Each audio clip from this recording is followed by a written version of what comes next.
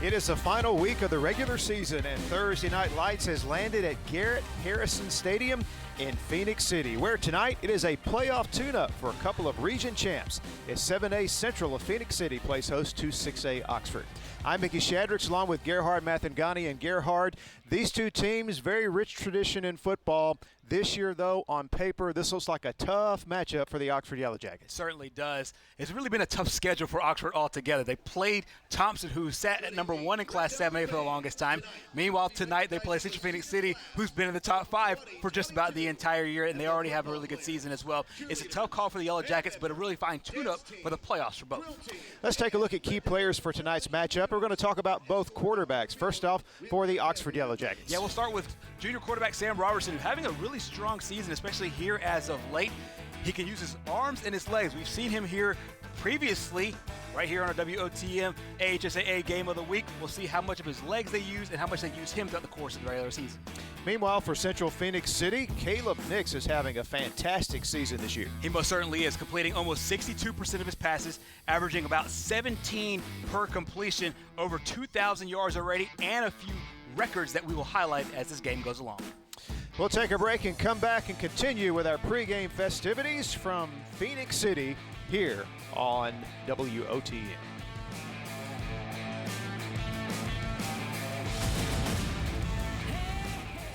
Every bank has their own app, but it's just that, theirs, not yours. At AmFirst, our app was made for you. So it's easy to pay bills, deposit checks, or transfer money to friends and family from anywhere. It's even customizable, which means you can personalize your dashboard, create usage alerts, and redeem points for rewards you'll love. And you can do it all on your own time. So what are you waiting for? Get the app made for you at AmFirst. I'm Roger, your in-house expert with Alabama Professional, and your questions keep pouring in to Ask Roger. Judy in Arndale asked, what services can APS provide? Alabama Professional offers basement waterproofing, foundation repair, humidity and mold control, and encapsulation of nasty crawl spaces. Since 1977, homeowners have entrusted APS to solve basement, foundation, and crawl space problems. Call for a free, no-obligation estimate today and keep those emails and questions coming. With more than 40 years combined experience in the business, Phenix Paving and Maintenance is a full-service asphalt paving, asphalt maintenance, asphalt seal coating, paint striping, concrete paving, and site development company. Our core values are built around honesty and integrity, and we maintain these principles in all the projects we endeavor. We provide personalized project management, and we are fully committed to the satisfaction of each customer that we service.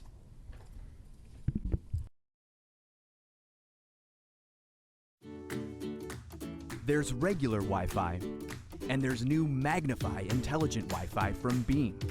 It learns which devices use more data and knows when to push more speed to the rooms you want, automatically. Just imagine, no more dead zones, no more battles over bandwidth. No doubt this is the way whole home Wi-Fi is meant to be. Intelligent. Magnify your internet with Beam.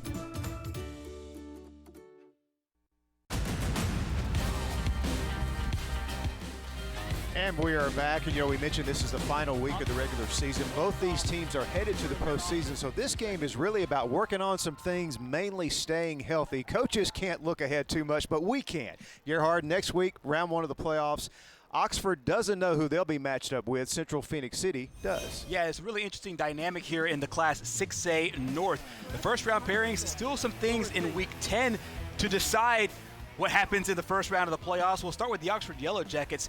They will cross over in Region 5. There's a 3-way tie right now for that spot there for the 2nd, 3rd, and 4th spots. Homewood, Chelsea, and Shades Valley all sitting at 3-3. They will all play coming up tomorrow night. So as that sorts itself out, the Oxford Yellow Jackets will play one of those 3 squads there. As you mentioned, Oxford is a region champion, so they'll take on the number 4 seed out of that region. Meanwhile, for Class 7A, Central of Phenix City knows who they will match up against, and that is Daphne. That's exactly right, and Daphne is a really fine program and really strong tradition, but Central Phoenix City, being the region champion, will get that game at home. You see the other two teams that they will match up with if they make it to that second round, Prattville and Theodore. It should be a really interesting playoff, I think, in both 6A and 7A, and they're both really located in a good part of the bracket that I think will make a strong push for a state championship. Now, the first order of business is to put a wrap on the regular season. Both of these teams will do that when we come back.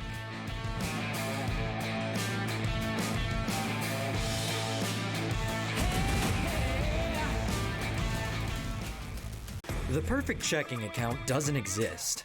Not at a bank, that is. So why do you keep looking there? At AmFirst, you can get no minimum balance or monthly fees, an instant issue debit card, and free checks with unlimited check writing. But who doesn't want more?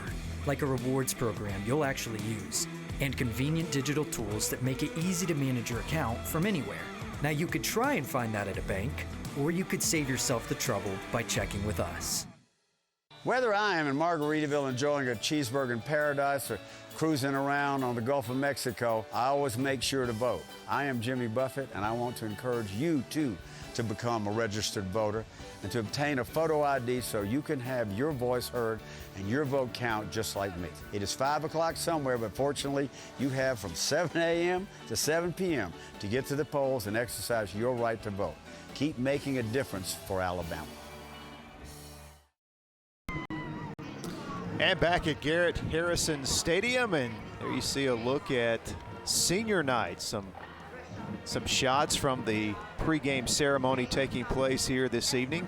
Always a special night, and a lot of seniors, the seniors on the Central Phoenix City team being honored before the game. There you see Sam Adams, the first-year Oxford head coach who inherited a team that had lost a lot of key players from last year's team, some transfers before the season.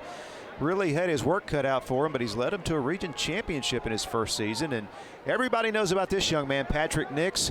Played his high school football in Etowah County at Atala, went on to start Auburn University, has been very successful at various coaching stops along the way. Here he is at Central Phoenix City, just down the road from where his oldest son, Bo Nix, plays quarterback for Auburn University. And his youngest son, Caleb, as we mentioned in our open, having a fine season this year for the undefeated Red Devils. It has to be a really, really special time there for Patrick Nix and the entire Nix family, seeing as to how Bo's having a really good season down at Auburn. This football team right there in the thick of things for the Class 7A state championship, and they have another great one today against these Oxford Yellow Jackets. Who won the toss and deferred? So Central Phoenix City 9-0, 6-0 in their region. They are the 7A Region 2 champs. Oxford, the 6A Region 7 champs. And the kickoff out of bounds. And so Central Phoenix City will take over 1st and 10, and they are really racking up the numbers. Nix and company, they're averaging about 41 a game on offense. They have been dominant. They've scored 40-plus points 3 times. They've scored over 50 twice.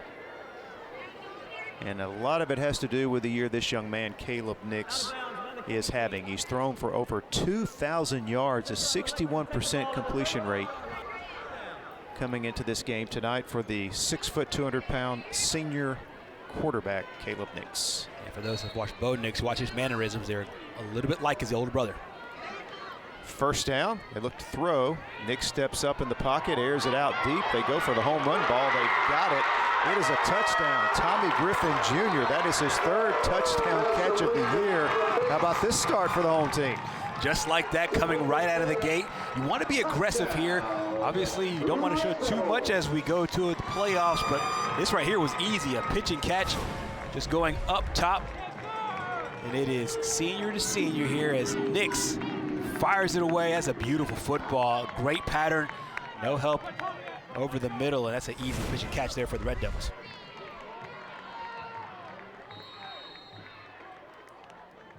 And the extra point attempt upcoming from Paul Ethan. And the left footer puts it through right in front of the scoreboard and the video screen here at Harrison Stadium. Just underway in one play. It is a 7-0 lead for Central Phoenix City.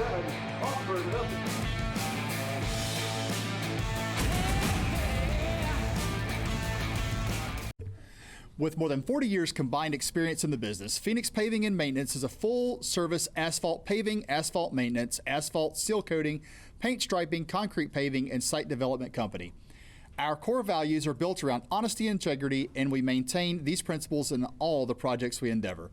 We provide personalized project management, and we are fully committed to the satisfaction of each customer that we service.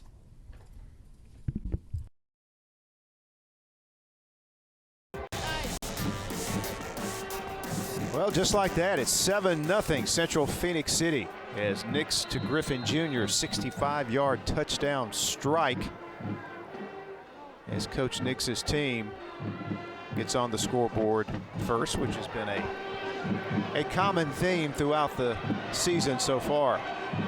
And here's the kickoff return.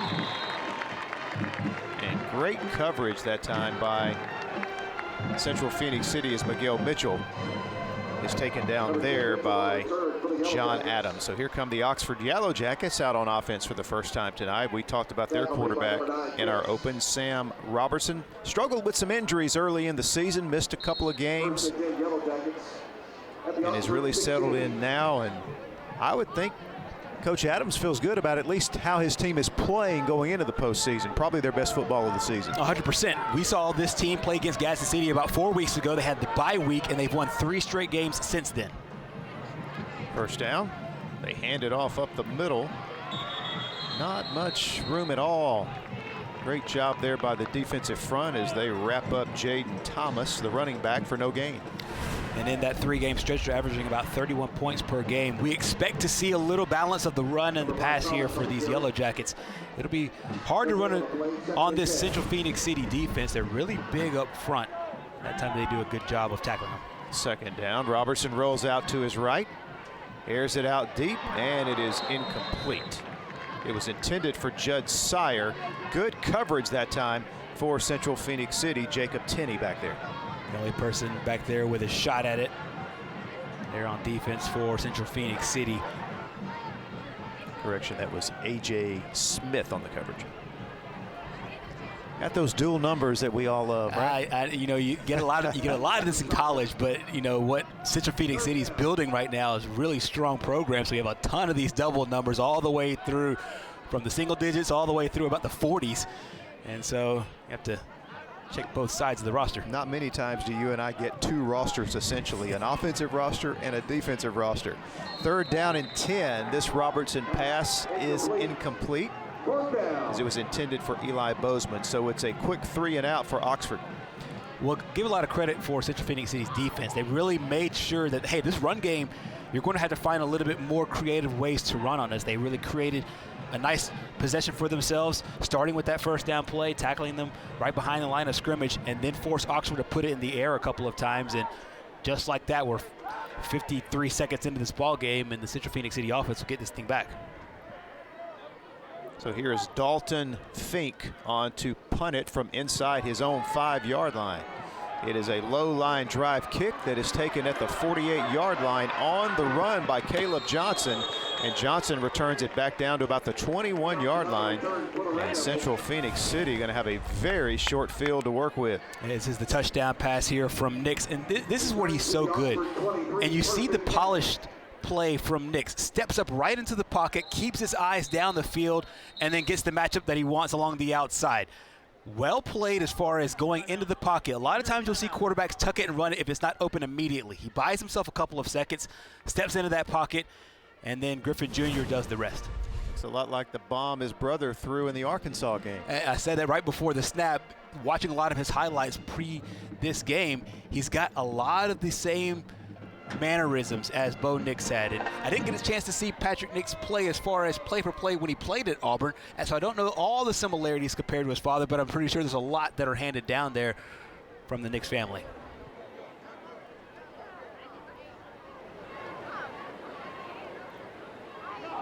So just barely a minute into this one, Central Phenix City already has the ball back for their second time tonight.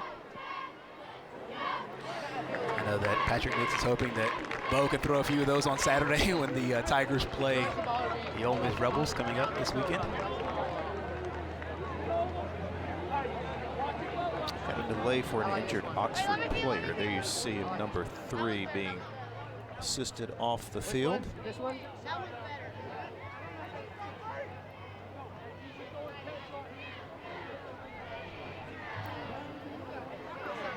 And hope that young man is okay and able to return tonight.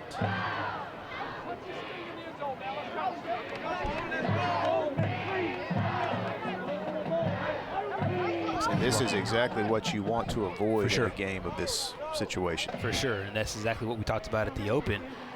Since both teams are region champions, both teams will play a home playoff game next week. Both teams are assured at least 4 quarters there in these playoffs. The biggest thing you want, and the biggest thing I think just in general, is they're not playing for the same state championship. Obviously different goals, as Central Phoenix City will look to play on that Wednesday night, December 1st, in Oxford in that 6A state championship on the Friday. Second time with the football. Here is the Central offense. Deep in Oxford territory, Nix keeps, and he is a very effective runner. As you see here, he's knocked out of bounds inside the 5-yard line by the Jackets' Miguel Mitchell, but it's going to be first and goal. He came into this game as a great thrower of the football, over 2,000 passing yards. However, he's a great runner as well.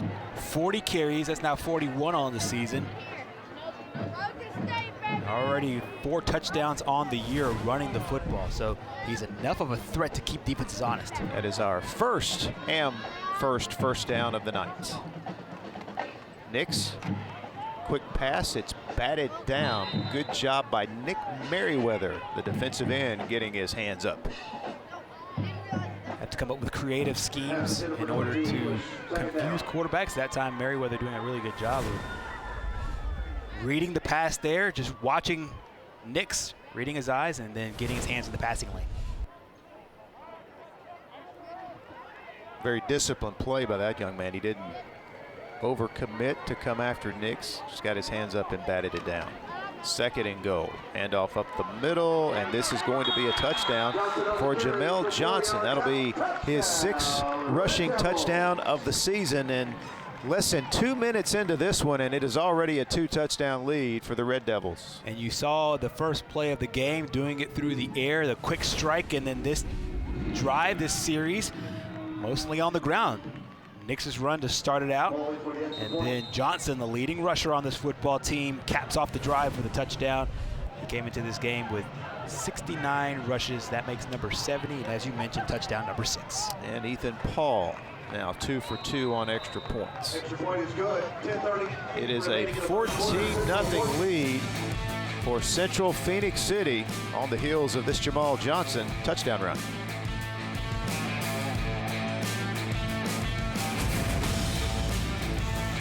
Every bank has their own app, but it's just that, theirs, not yours. At AmFirst, our app was made for you. So it's easy to pay bills, deposit checks, or transfer money to friends and family from anywhere. It's even customizable, which means you can personalize your dashboard, create usage alerts, and redeem points for rewards you'll love. And you can do it all on your own time. So what are you waiting for? Get the app made for you at AmFirst. Like he was 14-0 Central Phoenix City with the lead. 2 quick touchdowns here in less than 2 minutes of play. And the home team, who I think is going to have something to say about the 7A state championship this year. Not a doubt about it. And I think if you go back and just look at the way that the pollsters have ranked Central Phoenix City, they have been the top team out of the South all year long. And Mitchell, for the 2nd consecutive time, is unable to reach the 20-yard line. Good coverage by the Red Devils. Damon Duhart hustling down to help out on the tackle. So Oxford gets it for the 2nd time. They were 3 and out on their first possession. Slight correction. They haven't been the #1 team all year long out of the South. Auburn was that team, of course, the state runner from last year. But then Central Phoenix City beat Auburn on the field, and since then, of course, the Red Devils have been the top-ranked team from the Sports Writers Association polls in Class 7A behind Thompson and Hoover. And the running play, Thomas stuffed a yard behind the line of scrimmage as John Queese Hardaway and James Smyrie combined to make the tackle. And, you know, Central Phenix City, region champs, as we see the play again, a very tough region. You mentioned Auburn. Auburn is the 2nd seed out of that region. Prattville, the 3rd. Enterprise, the 4th. So this is a team that was very much tested in the regular season. They certainly were, and there you saw that tackle from J.Q. Hardaway, the Cincinnati commit. And they try to give it to Jaden Thomas again, and nothing. Oxford, nothing in the running game here in the first quarter. They gain a yard. It's going to be 3rd down and 9. And this Central Phenix City team has a number of next-level prospects. They certainly do. We talked earlier about J.Q. Hardaway. They also have Carmelo English, who's a receiver, one of the top prospects of the 2023 class. So 3rd and 9, tough situation for the Jackets.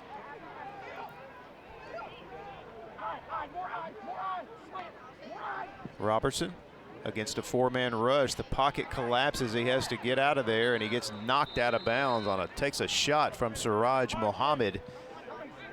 And this is quite a start here on both sides of the football for Central Phenix City. Oh, this reminds me of another team that wears black and red with a little bit of white. The way this defense is playing, it looks a lot like those Georgia Bulldogs. It is hard to run on the inside, and then the few times that they try to put it in the air, one time Central Phenix City was the only player available there as A.J. Smith had great coverage, and then that time, great job there by Muhammad cleaning up the tackle and then giving the ball back to his offense. So for the 2nd time, the Jackets forced to punt from inside their own 10-yard line. And here comes Johnson. Deja vu from a moment ago.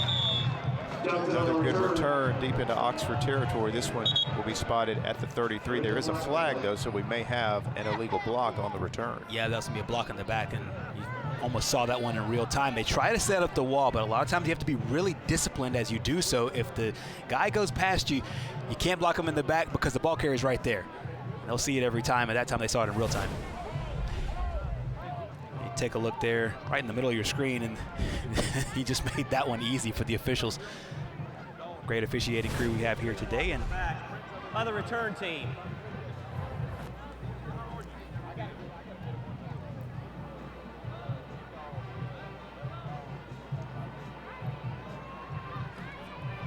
Despite the penalty, it's still going to be good field position for the Red Devils.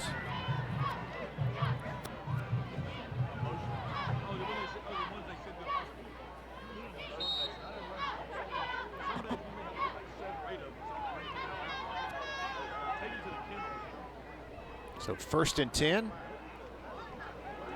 Still in Oxford territory at the 42. Nix gets rid of it quickly, and the pass is complete to Carmelo English, who Gerhard spoke about a moment ago. English, the leading receiver for Central this year, with over 780 yards receiving on 48 catches. He's a 4-star prospect. He's listed as a wide receiver here, as offers from Alabama, Auburn, Florida, Georgia, Cincinnati, Florida State, several others. One of the top prospects. He's a junior right now, going into his senior season next year.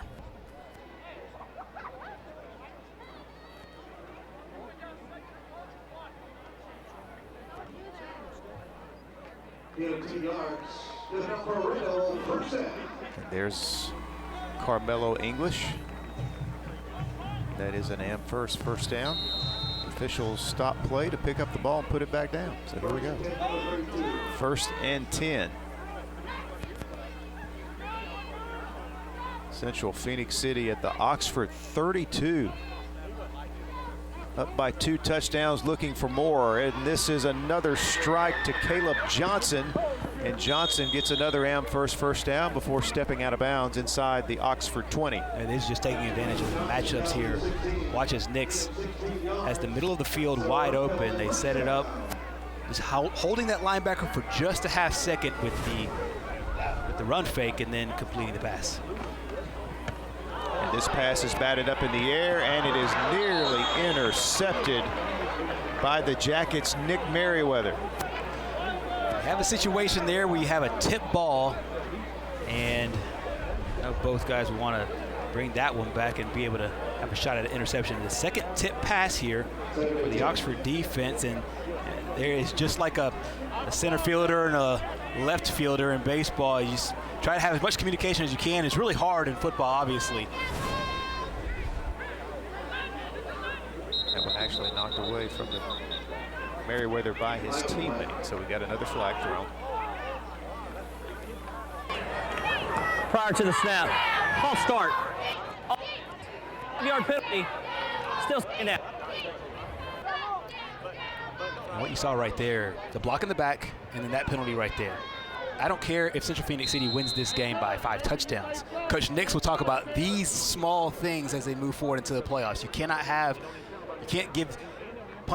just shoot yourself in the foot several times throughout the course of the game. Nix throws it out, and Terry makes the catch. Only a gain of a yard or two. Yeah, great effort just to get his hands on the football there. Just a bit out of the outstretched arms. So 3rd and 14 for the Red Devils.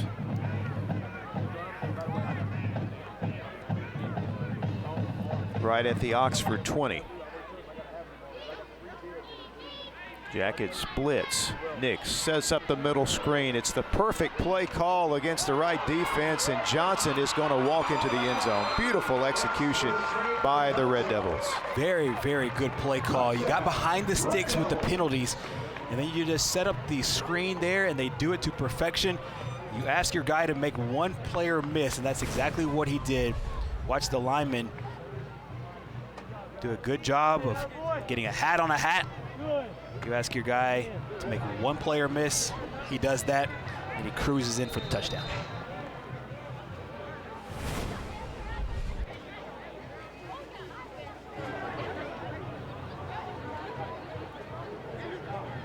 And here is Ethan Paul for another extra point. 3 possessions, 3 touchdowns. 21-zip Central Phoenix City leading Oxford first quarter.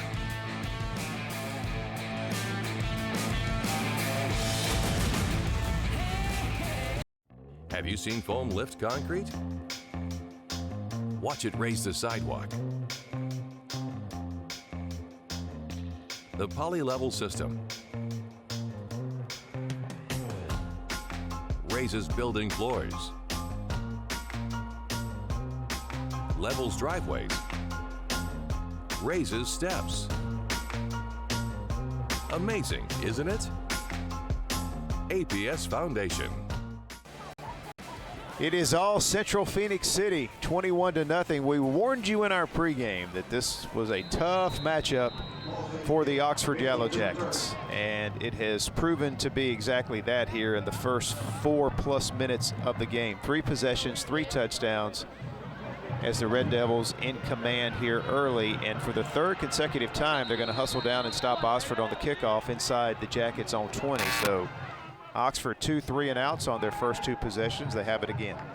I'll tell you what, the teams that are right now probably watching this game and saying, hey, you know, this is a really, really strong team. Teams like Daphne, Prattville, Enterprise, Baker, these teams down south that are trying to qualify for that spot in the state championship game. Of course, Auburn's already seen this bunch, and the Red Devils were able to get the best of the Auburn Tigers. The 7A South seems to have one of its contenders playing right here well. Robertson sets up the screen, and Thomas can't hold on to it. Incomplete at the 21. Looked like they had something set up there to pick up some positive yardage.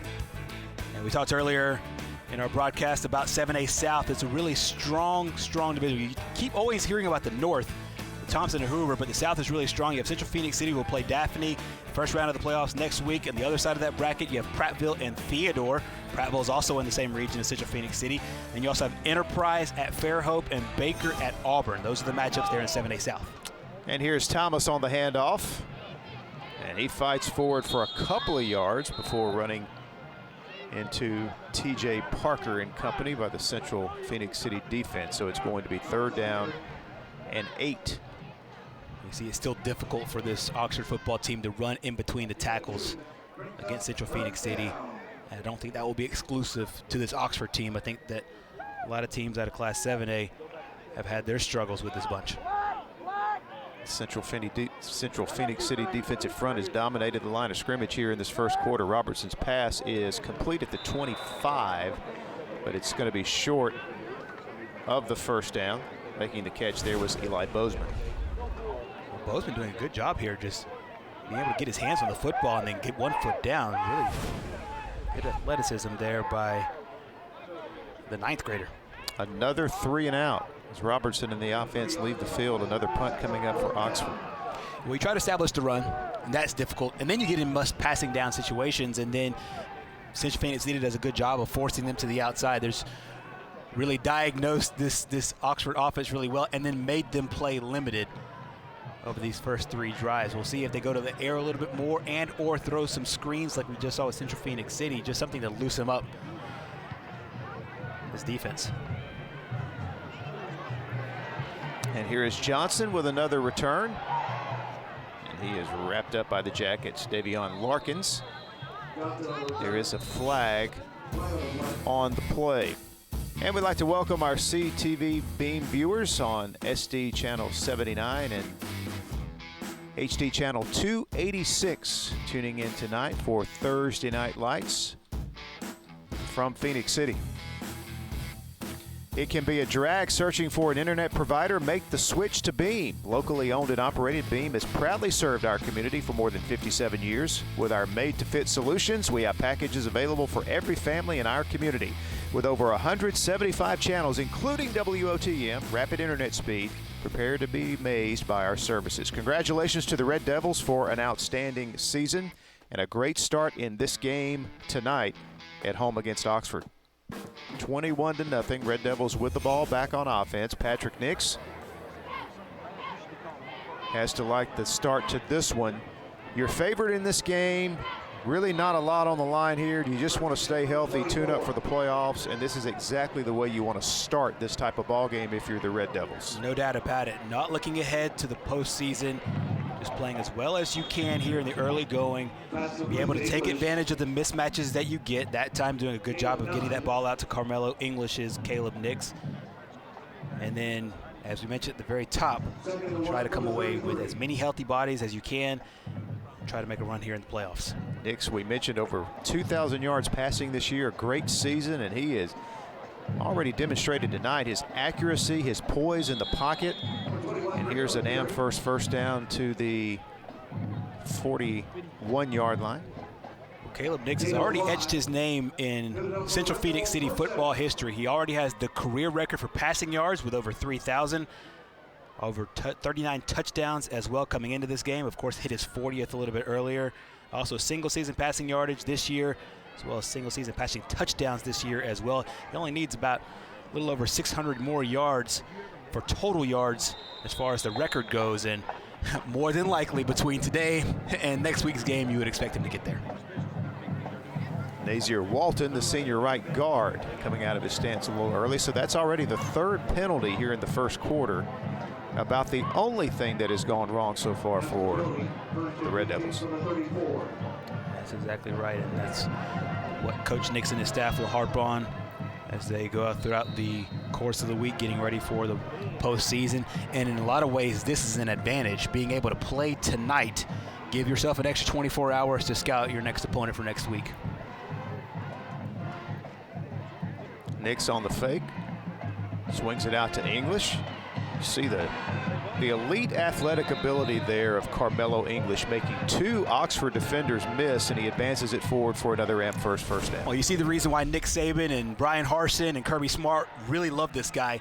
He works so well in space. It's a good job by the coaching staff at Central Phoenix City, just being able to put the ball in the perimeter, get him some open space, and let him go one-on-one with a lot of these Oxford defenders. The good thing for Oxford is that there are probably 0 teams out of Class 6A that they will see as good as the Central Phoenix City team. Of course, they saw Thompson earlier in the year as well. This is a really prime game for their defense to play well for next week. It is 2nd down. Forgot the penalty there. Handoff and fighting up to about the 46-yard line is Romello Green. It's going to set up a third down now for the Red Devils, their first third down of the game. Chance for the Oxford defense to get off the field.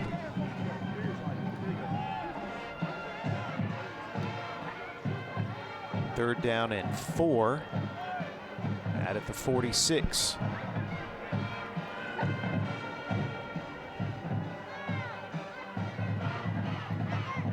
Nix passes away, pass is caught. It is an Amherst first down and more. It is Terry as he gets it into Oxford territory, stepping out of bounds. The Red Devils move the chains as they convert on third down. Just way too much cushion here for Oxford, giving up there, and he's able to make a guy miss as well. And so even if he had tackled him at the spot of the football, still would have been a first down either way. So some good lessons to be learned here from this Oxford defense. Solid group of athletic receivers here for Central Phoenix City. Caleb Nix with a lot of weapons to work with. First down at the Oxford 39. And here is the handoff to Green. Green tight roping the sidelines before he's pushed out of bounds inside the Yellow Jacket 20. It is another Amherst first down, this one coming by way of the ground game. Well, that time you saw where Nix checked back with the sideline. I think they really liked the mismatches that they had, or the advantages they had there on the left side of the line, and then watch him tight rope the sideline, pick up a few more yards before eventually being tackled there by the Yellow Jacket defense. But this has been a really well-called ball game from the Central Phoenix City offensive staff led by Coach Nix. First down just inside the Oxford 20. Nix. Pass is caught by Terry, and he is immediately dumped by the opposing number 13, Amari Carroll, on a nice defensive play. Well, this is a pretty good play call here for Central Phoenix City, but great recovery. We talked about on third down that gave him way too much cushion there. That time Carroll comes up and really makes the play. This is what you want to see out of your young defensive back. The junior coming up and making the tackle there. Really good play there by Carroll. Good job by Terry to hold on to the football. Second down and 12.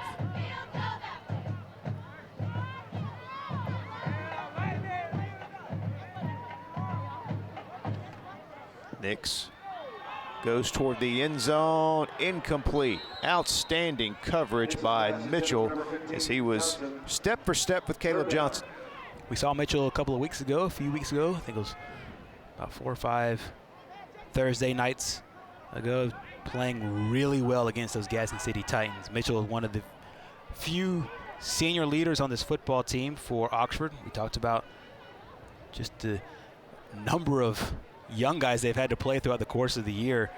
9th graders, sophomores, I believe even an 8th grader got prime minutes there in the regular part of the season, and it takes guys that have to mature really quickly. 3rd and 12. Nix with time dumps it off to Green out of the backfield. His helmet comes off on the hit delivered by Jordan Dobbins. Will bring up 4th down. It's a good safe play here by Nix. Just get the screen out. Seeing there the helmet pop back off, and then try to get as many yards as you can and see if you can knock out 3 points out of this one. And they do have an outstanding kicker in Ethan Paul. Nix will do the holding. A 34-yard attempt from the right hash, and the kick is perfect. So it's 24-0 still first quarter. Central Phoenix City looking strong here on senior night. WOTM is the television provider for all Alabama High School Athletic Association championship events and special programs. WOTM is your home for the Super 7 football, state finals basketball, baseball and softball state championships, the AHSAA weekly show, and WOTM also produced the first ever football playoff show, Super 7 preview show, and reclassification reveal show. Your exclusive home for all things AHSAA is WOTM. Contact your local cable provider to request WOTM to your channel lineup. Mr. President, Bessemer Superhighway is backed up. What are we going to do? Are you serious? Get me the King Boys. King Boys Towing is the fastest growing tow and recovery company in Birmingham and surrounding areas for one reason. Our customers are our top priority. Whether your car has been in an accident, is stuck in the driveway and won't start, or you just need a tow to your preferred repair shop, give us a call. Our fleet of flatbed tow trucks will provide courteous and fast service. King Boys Towing, 205-428-3235. Fun for the whole family can be found at Big Time Entertainment. Just opened right off of I-20 in Oxford, literally right across the highway from Oxford High School and Lamar Field, as a matter of fact. Attractions for the entire family, kids of all ages, including one of the most unique indoor go-kart arenas anywhere. You'll find that all and much more at Big Time Entertainment at exit 185 off I-20 in Oxford. And speaking of the Nix family, there is big brother Bo in attendance tonight, standing on the sidelines, watching his younger brother Caleb, who's had a fantastic first quarter here tonight. He certainly has, and of course, Bo Nix played with KJ Britt, who played at Oxford, so he's got some familiarity with this Oxford program. He also played at Pinson Valley High School, went through Oxford at a couple of games in the playoffs, so really familiar with the opponent, and also cheering on his younger brother and his dad. John Quist Hardaway covering the kick and getting the tackle, and I tell you, Central Phoenix City, they can cover kicks here. They've already proven that here in this first quarter. That's exactly right. As you take another look at Nix, a lot of smiles there for the Auburn faithful. You see he and a couple of his buddies along the sideline. They got the big win in Fayetteville against Arkansas. Then they had a bye week, and they played this Saturday's game at home, so he's close by and able to see Dad play. I know it's really tough for these football families to really get out and see each other really compete.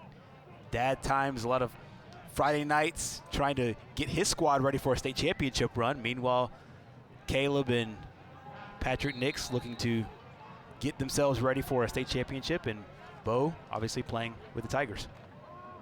Here's Thomas, tries the middle of that Central defense, picks up a couple of yards before he is pushed back that time by big number 96, Isaiah Fega.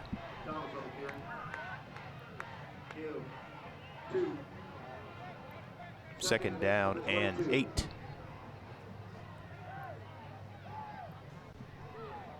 Good look there to a very big and athletic defensive line there for Central Phoenix City.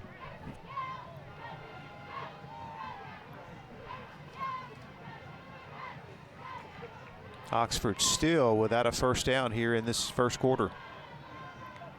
Second and 8. Handoff up the middle, and once again it is Fega and company just pushing that line of scrimmage in the other direction. Denorius Thomas, the sophomore linebacker, also helping out on the tackle, so it's going to be third and long. Really just nowhere to run between the tackles with the Central Phoenix City football team. And we mentioned it, Oxford will not face a defense like this and really an offense like this as they move throughout those playoffs. No disrespect to any of the teams in Class 6A football, but Central Phoenix City is a different brand. Size up front. They play really well against both the run and the pass, and the lines have dominated offensively and now defensively. Third down and long. Robertson goes up top, and the pass is incomplete. It was Bozeman, the intended receiver, but it was outstanding coverage in the secondary that time by Jaden Coleman and A.J. Smith. Yeah, that time just had to put the ball in the air and went to the guy that caught the last football on Bozeman and trying to give him another shot there, but really well played in the secondary by the Red Devils. And once again, this defense will give the offense the football back once again. And I think this will be one of the things that is the key to Central Phoenix City's success. Complementary football. They've done that all game here today. Their defense really setting up their offense in great field position. And this line drive punt. Hits the out-of-bounds marker, and it'll be good field position again for Central Phenix City.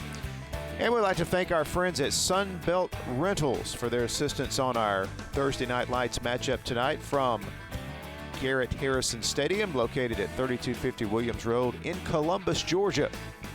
Log on sunbeltrentals.com and learn more about the services they have to offer at Sunbelt Rentals.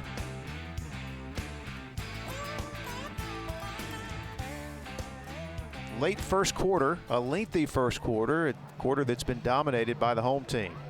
Again, good field position at their own 44. Nix looks to throw. Plenty of time. Surveys the field.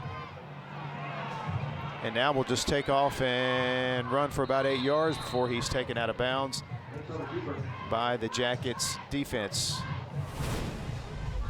That's what you got to like about Nix. Watch him, just keeps his eyes downfield. Downfield, downfield. He has a lot of real estate, but just keeps his eyes downfield, looking to make a play for his guys, and then he takes the ball in the other hand, the outside hand, protects the football, gets as many yards as he can, and gets out of bounds. 8-yard gain, 2nd down and 2.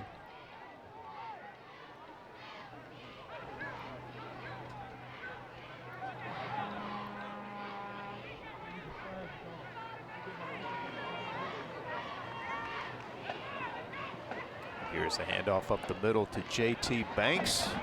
The surge is going to be good for another Amherst first down. They are racking up the Amherst first downs here in this first quarter. No doubt about it. That time doing a good job of really spreading that Oxford defense out. You have a dominating offensive line. You essentially just need to get a hat on a hat here up front, create enough space, and that time they do, to create those 2 yards for the first. Substitution penalty. It's the 4th penalty of the quarter against the Red Devils. And they've all been offensive penalties on Coach Nix's team. Thank you. Do you work for FCA? I work for Brother Chad at Auburn. Yes, sir. Just started last month. Associate. So 2nd down. Our 1st and 15 with the penalty. Nix throws downfield, incomplete. Tommy Griffin Jr., the intended receiver. Now there you see a little frustration there from Coach Nix. Apparently he saw something in the secondary that he really liked with the matchup. Looking for Tommy Griffin Jr., who scored the touchdown on the first play of the game.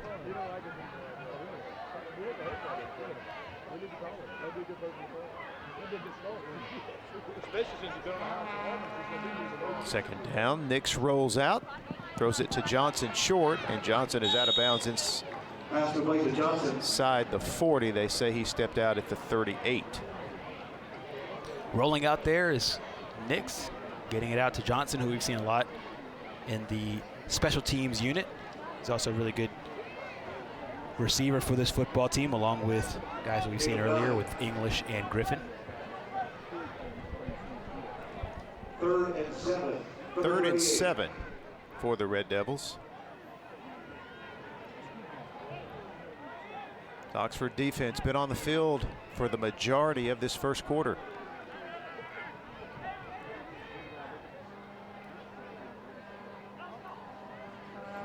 Jackets bring the blitz. Nix over the middle, throws a strike to English, and it is another Amherst first down. Boy, they make it look easy no matter what the down and distance. That is certainly correct, and English just makes it look easy as well. Watch there, a very, very well-run route. Took it right to the outside. Nix put it right there on the money for the first. And they snap it quick, sling it out to English on the other side of the field. This time the play is defended well by the Yellow Jackets. Taylor Edwards doing a good job of getting off the block and coming up with the tackle and at least stopping the bleeding for this first quarter. Gain of 1. 2nd and 9. A 1-yard gain. It'll be 2nd and 9. That's the end of the first quarter. When we begin the second quarter. What a first quarter it was for the 7A Region 2 champs from Central Phenix City on senior night. They're dominating after one with a 24-0 lead over Oxford.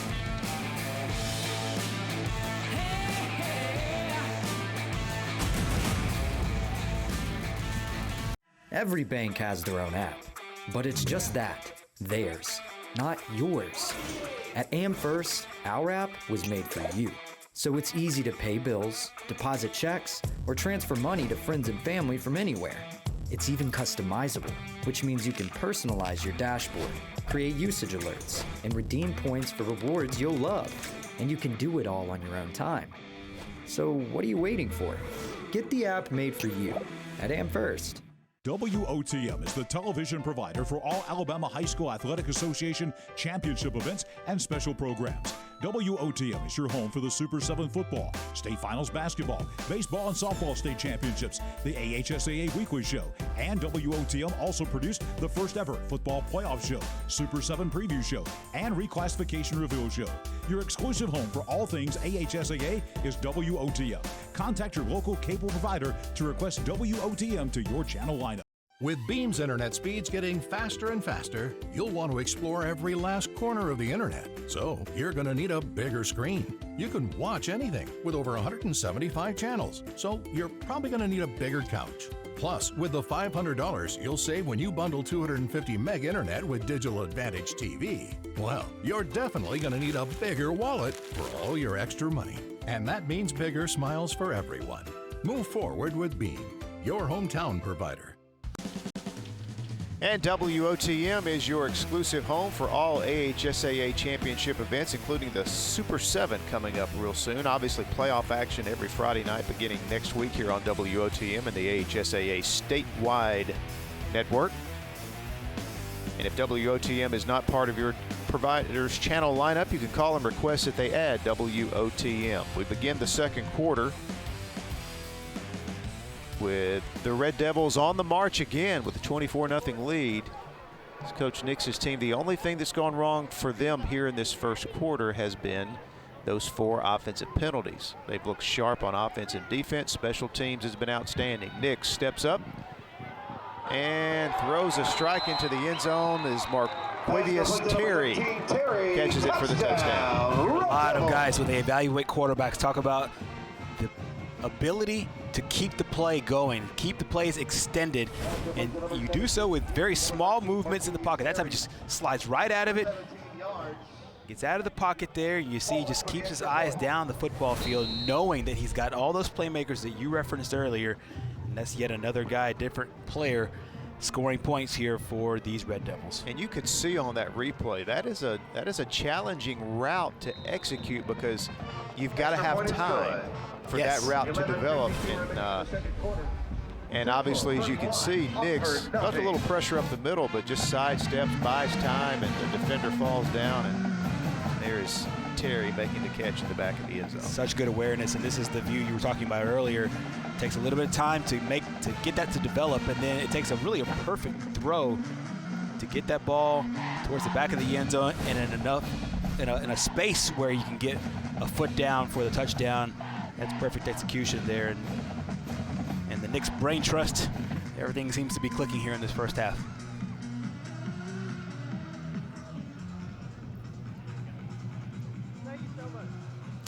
And Thursday Night Lights presented each week by Alabama Professional Services. No matter what your home improvement need is, whether it's foundation issues, pest control, waterproofing, concrete repair, lawn care, everybody always needs to check out the gutter system. Well, they can do it all at Alabama Professional Services Home Improvement. CallTheShield.com.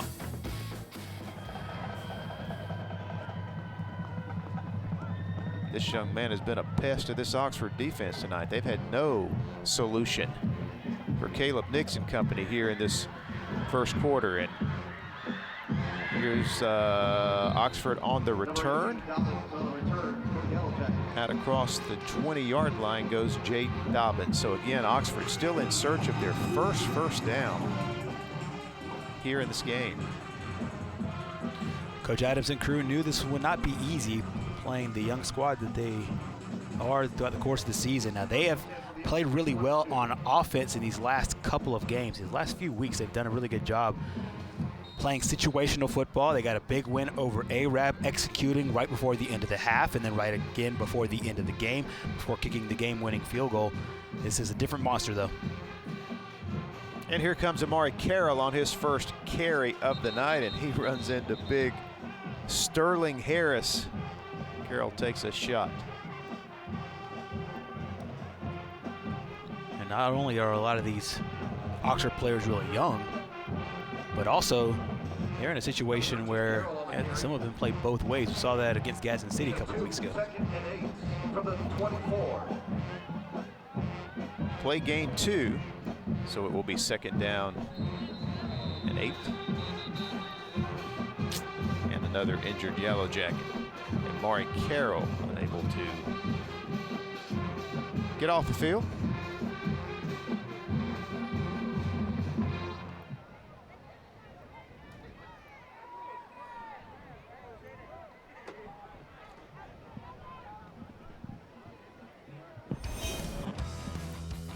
Well, as we move forward here, we're taking a look at the Class 6A North first-round pairings. Of course, Oxford's still having to wait for who they will match up with there in the first round of the 6A state playoffs.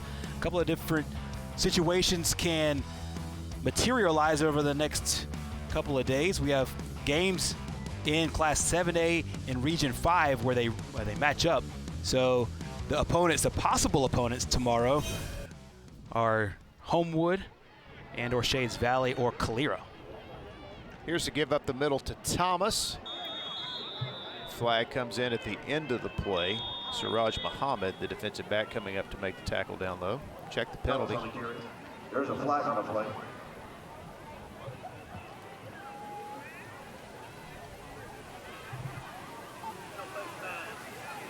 Be a face mask against Central Phoenix City. Penalty number 6. That's the first against the Red Devil defense, however. And that will give the Yellow Jackets their first down. 2nd and 1 from the 31. Take it any way you can get it at this point.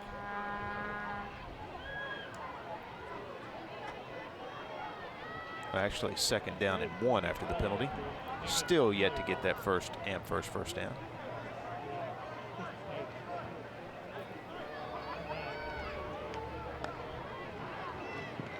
And Thomas will not get it here. Outstanding penetration by Damian Tharp, the junior linebacker. Tharp coming in from his linebacker position. Watch him there, right in the middle. Doing a good job of just shooting that gap almost untouched. And then reinforcements come in to seal that tackle. Solid looking athlete, does a good job against the run there.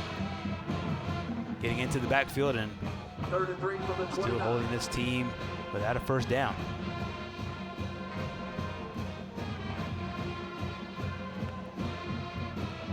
And here's Thomas, cuts it up inside and gets about 3, maybe 4, and that is going to be really close to the first down marker. And that time, Tharp doing a good job of just trying to get his guys in position right before Oxford snapped the football. A little miscommunication about the alignment. It looks like the officials here will bring out the chains.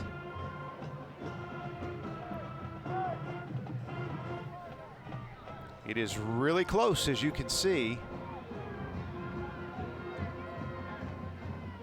Oxford sure could use a first down here, no doubt about it.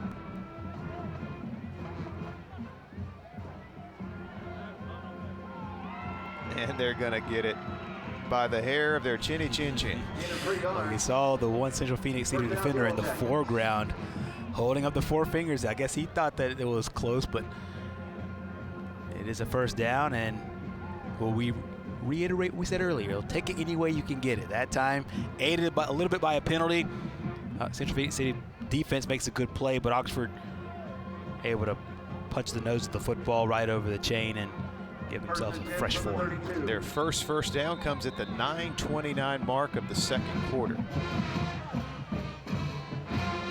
First down at their own 32. And they run it right up the middle. And a pickup of 3 out to the 35. For the Jackets. That time, Siraj Muhammad does a good job coming from the outside and scraping and being able to come up with the tackle on the backside. It just shows you the level of speed that this Central Phoenix City team has on the outside. That was Devin Taylor on the 3-yard gain up to the 35, 2nd down and 7. And this time Taylor tackled behind the line of scrimmage. Initial Red Devil there was Sterling Harris. Another one of the seniors that was honored pre-game, and take a look there right in the middle of your screen as Harris sheds the block and comes up with the big tackle. And take a bow. You deserve it, young man, on senior night.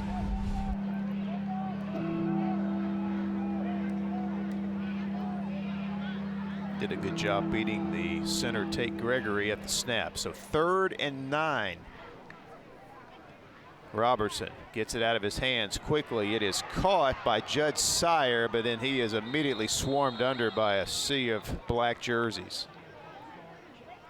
These short passes have been a pretty good way to help loosen up this defense, but just excellent recovery speed there by the Red Devils. We saw Muhammad there early on, and then Tharp comes up and cleans it up with the tackle. So this is a Central Phoenix City defense that does a good job, as you said, recovering back to the football whenever they are beat. They're beat very few times, and this time after giving up the 1 first down, they get the offense off the field. So on 4th and 3, that'll bring Pink in to punt again.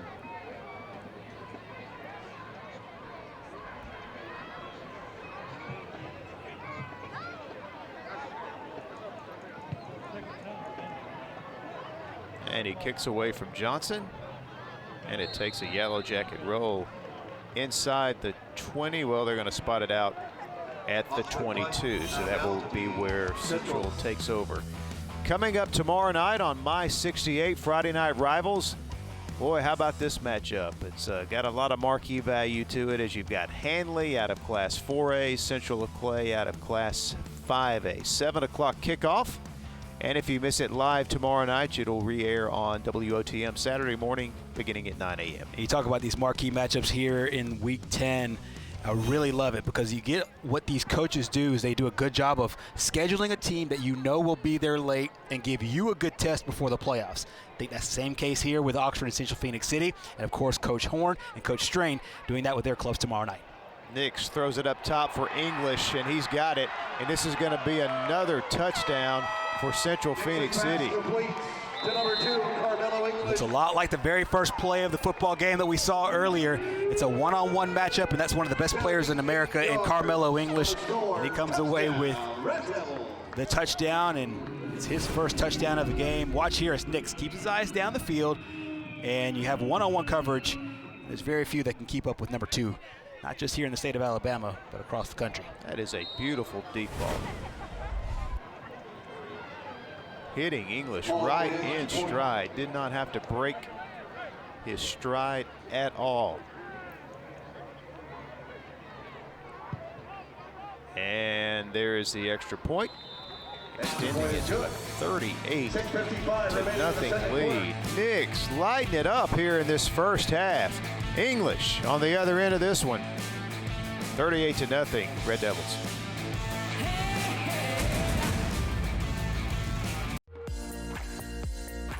This is your invitation to shop Team 1 Nissan in Albertville.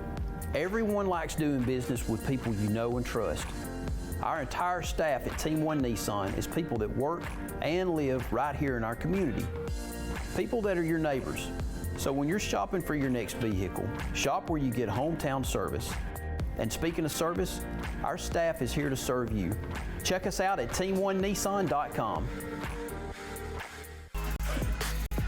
And we'd like to thank our friends at August Barbecue, located in Allen Oil Company stores in Sylacauga and Pell City. Well, I tell you what, that food looks good there on your screen, and it tastes even better. August Barbecue. Open for breakfast also from 6 a.m. to 10 a.m. Central Phoenix City came into this one averaging 41 a game, and Gerhard were not to halftime, and they're 3 points away from that average. That's right, and they've done it with the big play. They've done it with the running game. They've done it using their special teams to help create good field advantage, field position. Their defense has played really well. I mean, this is about a complete performance as you can get. outside of those penalties. And another great job on kick coverage as well. So here come the Jackets. 6:48 still to play in this first half. Oxford has 1 first down. They got it on their last possession. And a bulk of those yards came on a penalty. So Robertson swings it out here to Thomas. And Thomas wrapped up from behind. Look at the closing speed that time from big Mark Baker coming up from behind. This has been the theme of this defense. They do a good job gang tackling, but we saw Tharp earlier just finding a nose for the football, and then you see the closing speeds you talked about earlier. Not only are they big, but they can run.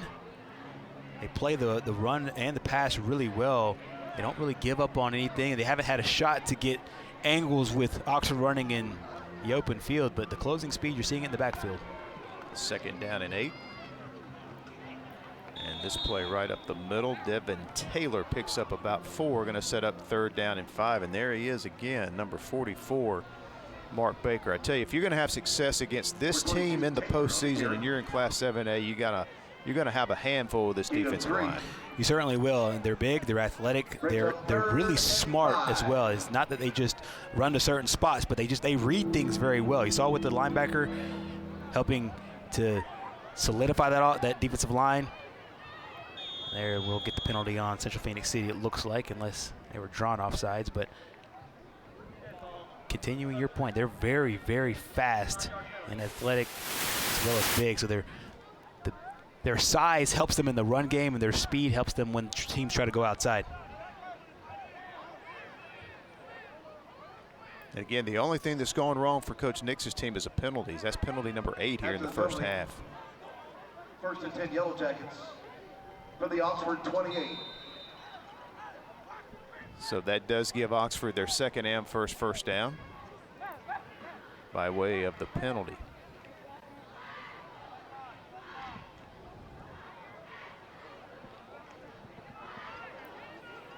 First down at the 28. Robertson going to be taken down by big number 96, Isaiah Fega.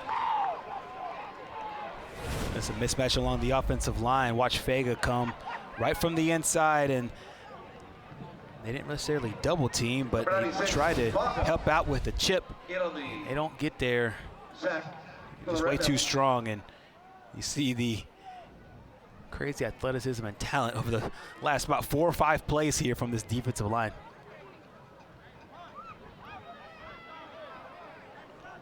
Second down and 15.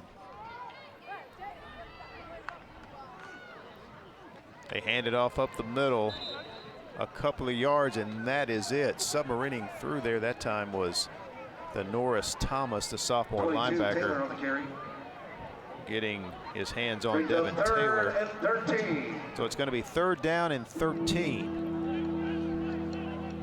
I think a lot of what Central Phoenix City has done over the last, I'd say, 4 to 5 weeks has really put the rest of Class 7A on notice after beating a really good Auburn football team, knocking out Proutville, and taking care of business against Dothan.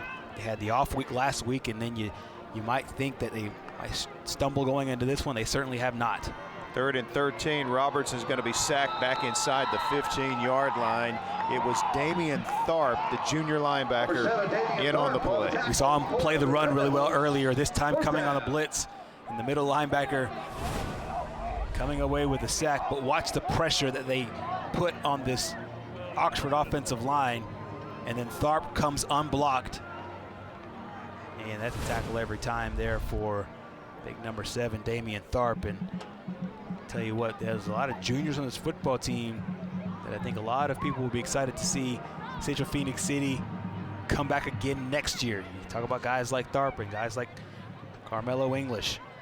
This is a really talented upperclassmen group here for the Red Devils. Here's Fink again. And this goes out of bounds. So once again, Central Phoenix City is going to start a drive in Oxford territory. 2:55 to play here in the first half. We'll take a break, return here at Harrison Stadium in a moment.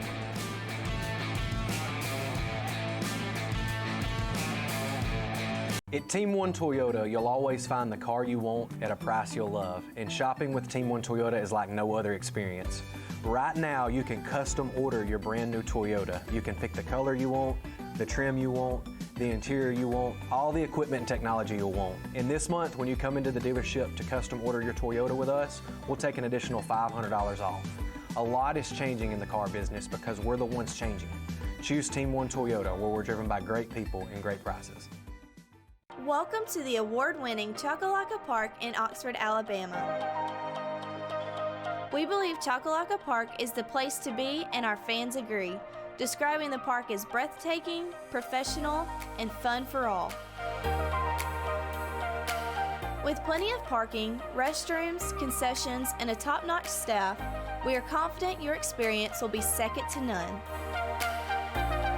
Join us today at Chocolaca Park. And a shout out to King Boys Towing and Recovery, April and Marcus and crew, for their support, production support again this week on Thursday Night Lights, bringing you the nice camera shots and angles from all over the stadium here at Garrett Harrison Stadium tonight. 38-zip Red Devils with the ball. They look for more points here before halftime. I guess one thing about this, if you're Oxford, you know, we've talked about they don't know who they're going to play next week, but they won't see this next week. They will see this if they make it all the way to the state championship game. This is a different breed right here. It's a team that I think will be the favorite going into the playoffs out of the South. You don't want to count chickens before they hatch, but they've already beat Auburn on the field 21-7. I think that this is the team that I think a lot of people think will make it to the Super 7 out of the South, and you're seeing the reasons why here. This is the guy that scored the first rushing touchdown of the game, Jamil Johnson. That time breaking loose for a first down.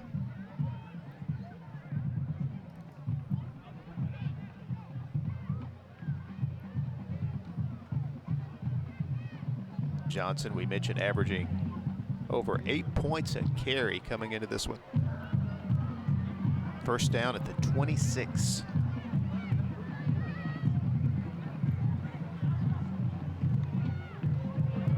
Handed off to Johnson again. Look at the footwork and the vision. All the way down inside the 10.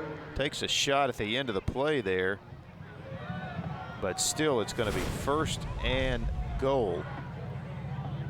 Just hard running right here by Johnson. Cuts it back to the outside. He does a good job of avoiding that tackle there on the inside by Brady Cochran, and Cochran just gets too far inside, cuts it out, and once again picks up another touchdown. This has to be just such a pleasure for the Central Phoenix City staff, because with as many weapons as they have on the outside, they can run the ball effectively as well. First and goal from the 7. Johnson, third straight carry, and he is down near the 2. He is tackled that time by a couple of Oxford defenders, including Mike Battle. Second and goal from the 2. I know the coach's only goal is to get the ball into the end zone, but I don't know if you should give it to that guy right there. He's got you here with some tough runs. Johnson's had a really good game overall and a really good series here. 3 straight gives to Johnson. Let's see if they go for 4 straight. And they do, and Johnson is going to walk into the end zone. His second touchdown of the game. He had a 4-yard touchdown run in the first quarter. Takes it in from 2 yards out here. Just an excellent drive. You know, obviously, it's a team sport, so you want to be able to give everybody credit, but Johnson doing a good job here, running behind that very strong offensive line. Takes it into the house, gets a well-deserved congratulations there by Carmelo English, and this is a team that's been all smiles here.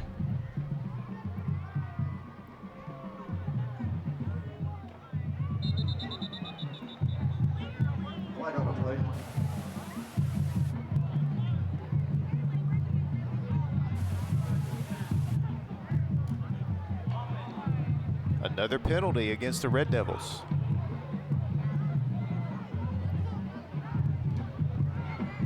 That'll move back quarterback. The extra point attempt 5 yards, but shouldn't be much of an issue for Ethan Paul. Already has a 35-yard field goal in this game tonight.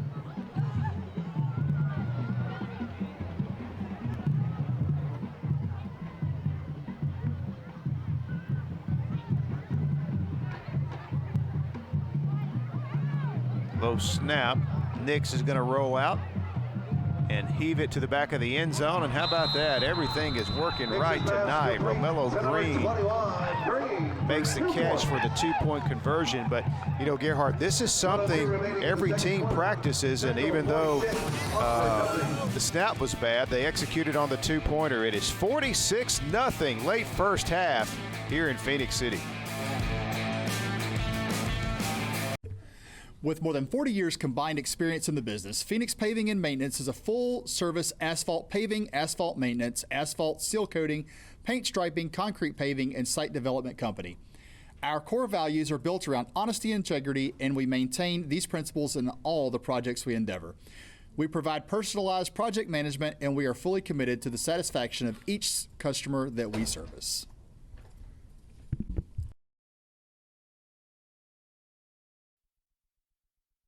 And we'd like to welcome our Troy cable viewers on HD channel 259 down in the Wiregrass area, watching Central Phenix City showing out here tonight on Thursday Night Lights with a 46-0 lead. Even a bad snap on the extra point can't slow them down, as Caleb Nix knew exactly what to do, finding the receiver in the back of the end zone, and we'll show you that here coming up in a moment. We talked about going to break. This is something teams practice. Watch Nix. He knows exactly what to do. Look at the receiver. Will dart out and head back to the opposite side. The Oxford defender couldn't quite get there in time, so it's a 2-point conversion. Every team calls it something different. I remember back in the days over at Homewood, it was a fire call. A lot of teams have that still that same thing. So you hear fire, you know that the block is off, and just run your pattern to get open and try to see if your quarterback can find you.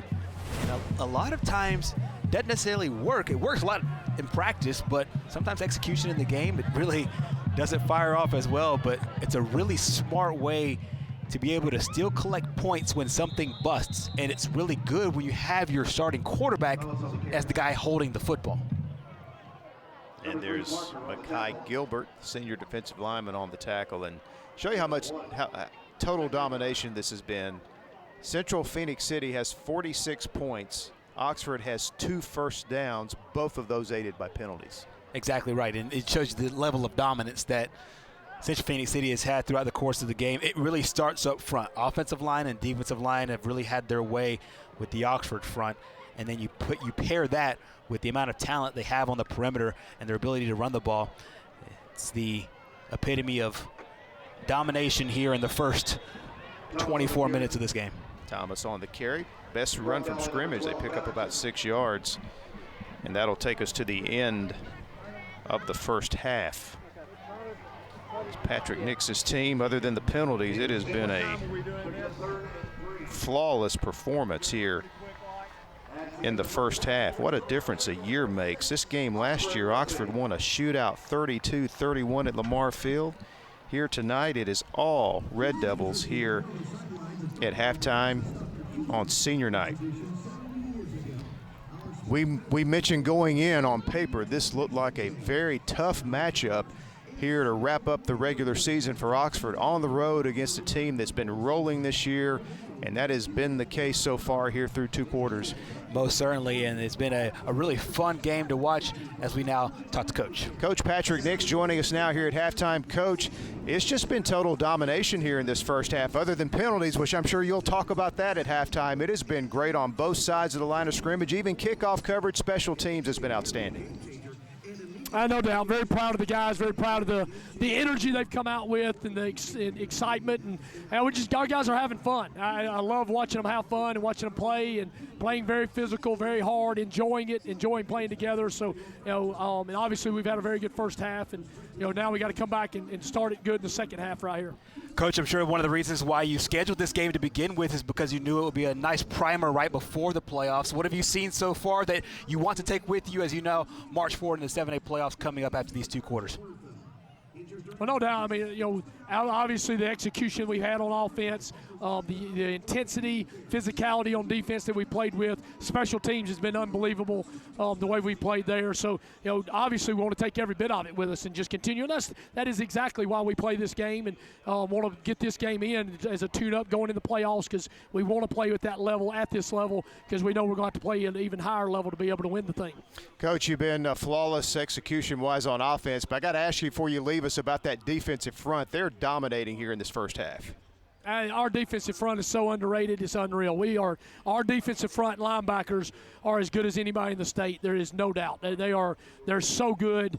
We watch it every day in practice. We can't even get a yard when we go against our defense unless we get a penalty, and it's just we see it every day. And secondary-wise, obviously they're not getting a whole lot of opportunities tonight, but they're pretty special themselves. But there's no doubt that front seven of ours is pretty good, pretty special. Coach, we'll let you get with your team. Stay healthy there in the second half. Thank you very much. All right, Coach Patrick Nix joining us here at halftime. His team having their way here against the 6A Oxford Yellow Jackets. It is 46-0 here at halftime.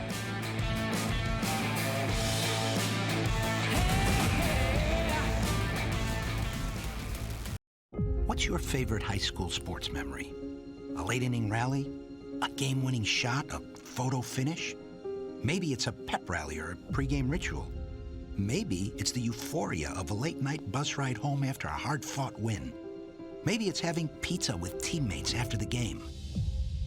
Now, imagine if it never happened at all.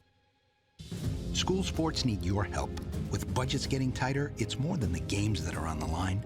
It's all the traditions, the community pride, the culture of your hometown high school. Plus, all those memories that are on the line, too. What can you do? It's simple. Buy a ticket when you can. Go to a game. Take the whole family. Let's do everything we can to keep those cherished school sports memories alive. This message presented by the Alabama High School Athletic Association and the Alabama High School Athletic Directors and Coaches Association.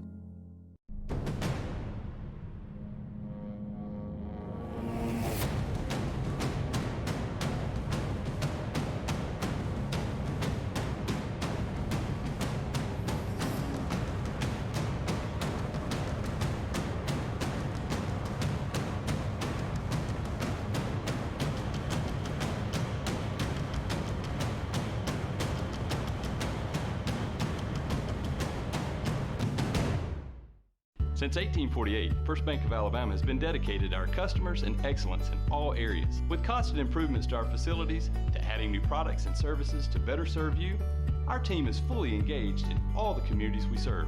First Bank of Alabama knows that time is money, so we offer hometown services with advanced technology that allows you to bank on your own schedule. We want to be your community bank, so stop by. Come see us at First Bank of Alabama, where you're always first. You'll be amazed at what you can do with Beam's faster and faster internet speeds. The 175 channels you can watch with our most popular plan, also pretty amazing. But the most amazing thing of all is the price. For a limited time, get 250 meg internet for just $29.95 a month when you bundle with Digital Advantage TV. Stream anything with unlimited data. Watch whatever you want on the go with Beam Stream. You'll be amazed at what's possible with your hometown provider, Beam. Welcome to the award-winning Chocolaca Park in Oxford, Alabama. We believe Chocolaca Park is the place to be, and our fans agree, describing the park as breathtaking, professional, and fun for all. With plenty of parking, restrooms, concessions, and a top-notch staff, we are confident your experience will be second to none. Join us today at Chocolaca Park. And Thursday Night Lights continues live from Garrett Harrison Stadium in Phenix City. It's all Red Devils at halftime, 46-0 over 6A Oxford. Gerhard back with you here along with Mickey Shadricks, and we're joined now by Phenix City School Superintendent Randy Wilkes. And Randy, thanks for stopping in to chat with us here at halftime. We're going to talk about the game and the football season in a moment, but first let's start off with the situation that you encountered going into the school year again with the pandemic relative to the start of the school season. You had to deal with it all last season. It's been another challenge this year. How are things going from your perspective this year? Well, thank you for having me, and let me just say that we have done a fantastic job in Phenix City in regards to the pandemic. Our students and our parents and our staff members have just done an excellent job. This week, I just looked at my phone to make sure I've had no more reports. We've had 2 positive cases out of 8,000 people this week, and those 2 were adults. We've had no students this week to give us a report of testing positive for COVID. So the mitigation strategies that we have in place in our school system have really paid off. Randy, I know one of the big things is obviously teaching the kids, making sure they get a quality education despite everything going on in the world around them. A lot of that is based on some of the new projects. What are some of those new projects that you're incorporating within the school system? Well, academically, we're doing quite a bit. There's some learning recovery that has to take place because of all the time that we missed due to COVID. In regards to capital projects, we're right in the middle of about $20 million of capital projects right now. The centerpiece for our school system is a new career and technical annex. It's an addition which will actually double the size of career and technical education in our school system. So we'll have all types of coding labs, digital media labs, health occupations labs, EMT, sports medicine, 34,000 square feet of facilities that'll be opening very soon in January. And there is a shortage across the state of Alabama right now as far as skilled laborers. And we're going to do our part in our school system to make sure that we're providing those students with the opportunities to be successful once they leave us and help the state of Alabama out in regards to having those skilled laborers. All right, Randy, I know you're enjoying this football season and you're enjoying this game tonight. So let's talk a little bit of football now in our remaining time with you. You're undefeated this year at 9-0, won a very tough region in Class 7A and Region 2. Talk about the season so far. I know you love your coach. You love the guys out there playing. Absolutely. It's a special season going on right now as you get ready to head to the playoffs next week. We're looking forward to the playoffs. Tonight's been a very good night. I cannot say enough about our coaching staff and our players and our parents. They've all done a phenomenal job. They began working right after the Auburn game last year, and they have worked so hard in the offseason. And as I said, the coaching staff has just been phenomenal. Coach Nix does a wonderful job preparing our students, not just for the game here on the turf. He does a great job preparing our students in the classroom. And so we're real tickled with the progress that we've made in a very short period of time, and we're looking forward to the playoffs. Well, Randy, thanks for joining us here at halftime, and good luck in the postseason. Obviously, good luck in the rest of the game. Enjoy the second half tonight from your home field. Thank you so very much. All right, Phenix City School Superintendent Randy Wilkes joining us here at halftime. We'll continue with Thursday Night Lights from Phenix City after this break.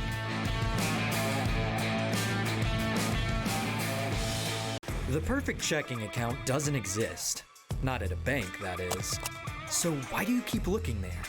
At AmFirst, you can get no minimum balance or monthly fees, an instant issue debit card, and free checks with unlimited check writing. But who doesn't want more? Like a rewards program you'll actually use, and convenient digital tools that make it easy to manage your account from anywhere. Now you could try and find that at a bank, or you could save yourself the trouble by checking with us. WOTM is the television provider for all Alabama High School Athletic Association championship events and special programs. WOTM is your home for the Super 7 football, state finals basketball, baseball and softball state championships, the AHSAA weekly show, and WOTM also produced the first ever football playoff show, Super 7 preview show, and reclassification reveal show. Your exclusive home for all things AHSAA is WOTM. Contact your local cable provider to request WOTM to your channel lineup. This is your invitation to shop Team 1 Nissan in Albertville. Everyone likes doing business with people you know and trust. Our entire staff at Team 1 Nissan is people that work and live right here in our community. People that are your neighbors. So when you're shopping for your next vehicle, shop where you get hometown service. And speaking of service, our staff is here to serve you. Check us out at team1nissan.com. Since 1848, First Bank of Alabama has been dedicated to our customers and excellence in all areas. With constant improvements to our facilities, to adding new products and services to better serve you, our team is fully engaged in all the communities we serve. First Bank of Alabama knows that time is money, so we offer hometown services with advanced technology that allows you to bank on your own schedule. We want to be your community bank, so stop by. Come see us at First Bank of Alabama, where you're always first. And we continue at halftime from Central Phenix City. The Red Devils with a commanding 46-0 lead over Oxford in a final regular season tune-up for the playoffs for both of these teams. Oxford out of 6A and, of course, Central Phenix City out of 7A. We continue live at halftime, joined now by Central Phenix City Principal Tommy Vickers. And Mr. Vickers, we want to start off and talk about the overall growth of your school. Central Phenix City is an outstanding school. And talk overall from your perspective about some of the keys to growth there at Phenix City. So over the last couple of years, we've seen tremendous amount of growth of the student body with a senior class last year of 400 and this year a senior class of 450 with a sophomore class of 500 and a freshman class of 600.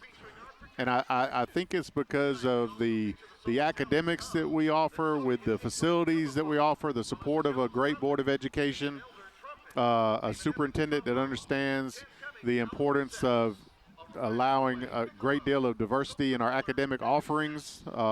We have over 30 hours of college credit a student can earn.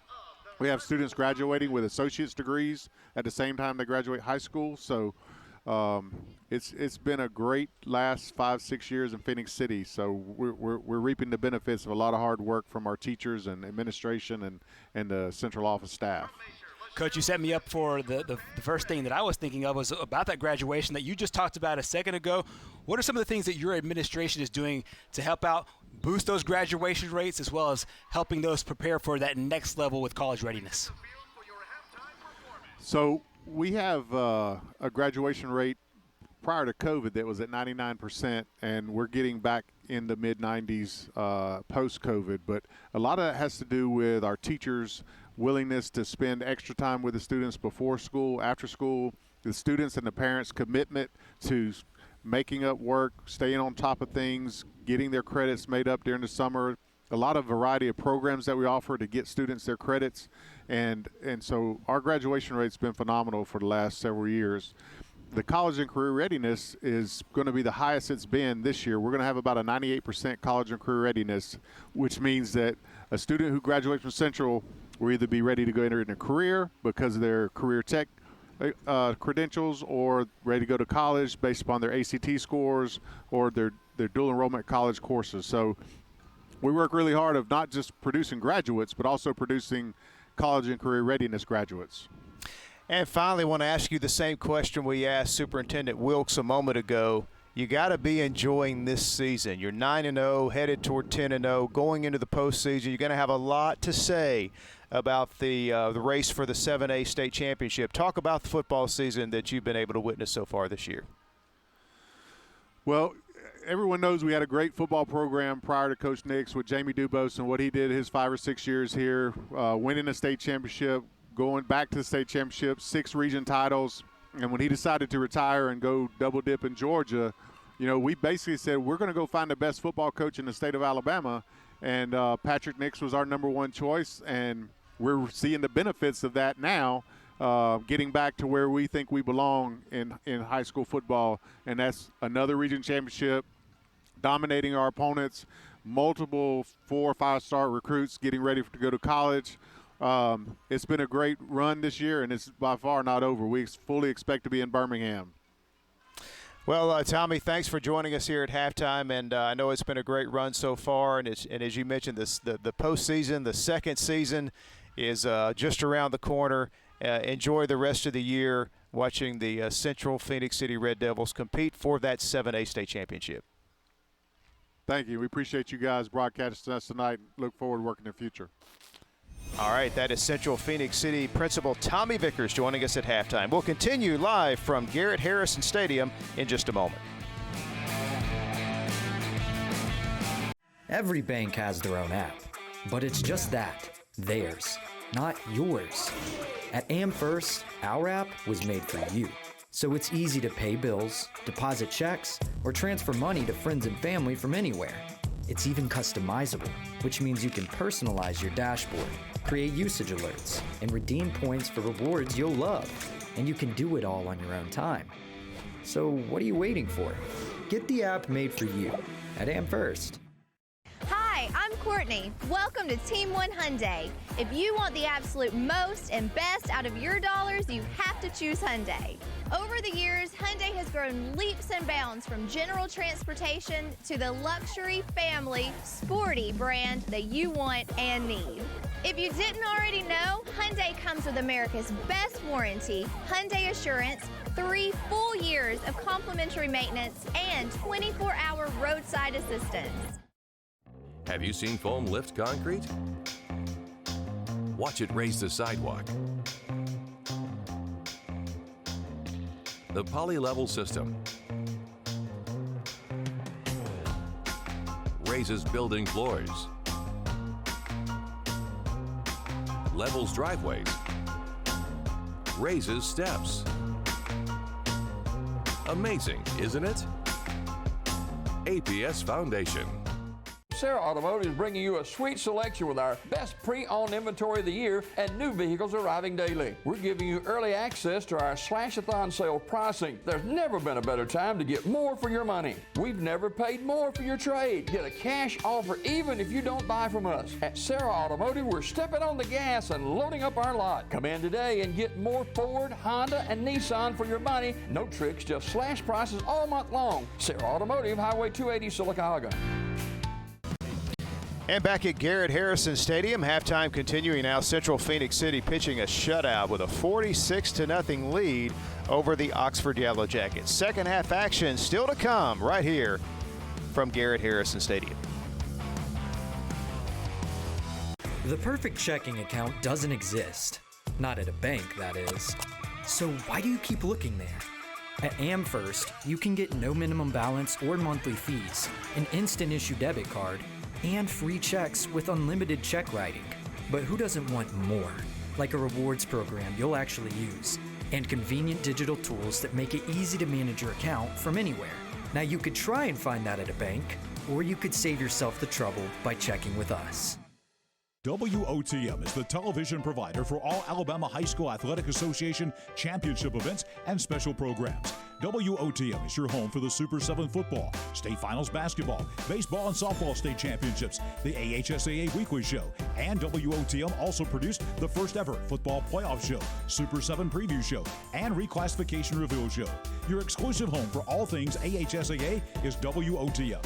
Contact your local cable provider to request WOTM to your channel lineup. Sarah Automotive is bringing you a sweet selection with our best pre-owned inventory of the year and new vehicles arriving daily. We're giving you early access to our Slash-a-thon sale pricing. There's never been a better time to get more for your money. We've never paid more for your trade. Get a cash offer even if you don't buy from us. At Sarah Automotive, we're stepping on the gas and loading up our lot. Come in today and get more Ford, Honda, and Nissan for your money. No tricks, just slash prices all month long. Sarah Automotive, Highway 280, Sylacauga.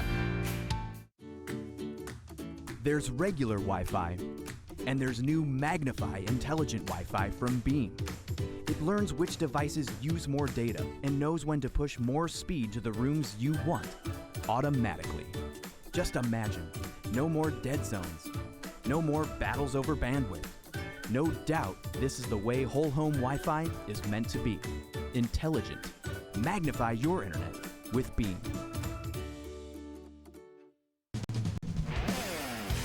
And we're just about set for second half action here from Phenix City here at Garrett Harrison Stadium. 46-0 here at halftime. It has been all Red Devils in this final game of the regular season. Tune-up for the playoffs. Both these teams headed to the postseason. Oxford as a Region champ out of 6A. Central Phenix City as the Region 2 champ out of Class 7A. Second half, Gerhard, this game is pretty much over. I think we even have caught wind that there will be some type of running clock in the second half tonight. And I think that's probably the right call going into this one. We've seen this throughout the course of the year, and coaches agree to this for various reasons. I think the reasons are starting to stack up on each other here tonight, specifically because both teams, like we said, are going to the playoffs. Both teams are region champions. Both teams are playing home games next week. You get a little bit more time because you have tomorrow off to be able to scout your first-round opponent. I think it kind of works for everybody to have that running clock. So at the same time, you can run your offense, but the clock doesn't stop when the ball is incomplete and other certain situations where it normally would. Well, first half highlights. Really, this first half played out a lot like the entire season. You had basically flawless execution from this Red Devil offense. You see several deep balls between Caleb Nix. Bo's in attendance tonight. His brother Caleb and his receivers solid in the running game as well, dominating defensively and in special teams. Certainly has. And then when they needed to run the ball, they were able to get that done behind the effort of Jameel Johnson, who had a really nice first half. They also got some great special teams play in both kickoff game and as well as the punt return game. And here's another play by Johnson on the screen, taking it in for the score. One of the good things about this Central Phoenix City football team is that they play so tough inside, but they have so many weapons on the outside. And here Nix is finding a little bit of room on the outside, picking up close to first down on that particular run. And then here, keeping his eyes down the field, a nice pass there to Marquavius Terry. The defensive line has been just dominating all game, and you asked Coach about it, and he had a really nice response about them. Probably one of the more underrated units in the state. He's not underrated. One of the best players in the country in Carmelo English, taking it for his first touchdown of the game. Then they go back to the ground to punch it in with Johnson, his third touchdown of the day, and just a really fine performance here. Even the two-point conversion play, good to go. And we'll take a break, come back with a second half kickoff from Phenix City here between the Red Devils and the Yellow Jackets. I'm Roger, your in-house expert with Alabama Professional, and your questions keep pouring in to Ask Roger. Judy in Arndale asked, what services can APS provide? Alabama Professional offers basement waterproofing, foundation repair, humidity and mold control, and encapsulation of nasty crawl spaces. Since 1977, homeowners have entrusted APS to solve basement, foundation, and crawl space problems. Call for a free, no-obligation estimate today and keep those emails and questions coming. There's regular Wi-Fi, and there's new Magnify Intelligent Wi-Fi from Beam. It learns which devices use more data and knows when to push more speed to the rooms you want, automatically. Just imagine, no more dead zones, no more battles over bandwidth. No doubt this is the way whole home Wi-Fi is meant to be. Intelligent. Magnify your internet with Beam. I'm Roger, your in-house expert with Alabama Professional, and your questions keep pouring in to Ask Roger. Stan in Mountain Brook asked, our basement is damp, musty, and humid. Can APS help? Stan, almost half of the air you breathe comes from your basement. A wet or damp basement worsens allergies and damages valuables. We'll transform your basement into a dry, usable space and improve the air quality of your home. Call for a free, no-obligation estimate today and keep those emails and questions coming. A new automobile is not something you buy every day, month, or year. But when it's time for you to purchase a new vehicle, we want you to think of Team 1 Chrysler Dodge Jeep Ram in Gadsden. Here, our #1 goal is customer service and satisfaction. We offer some of the best-selling, most award-winning vehicles in the world, like Jeep and Ram trucks. Here at Team 1 CDJR, we want to show you that you are #1. Team 1 Chrysler Dodge Jeep Ram, 12th and Megan in Gadsden.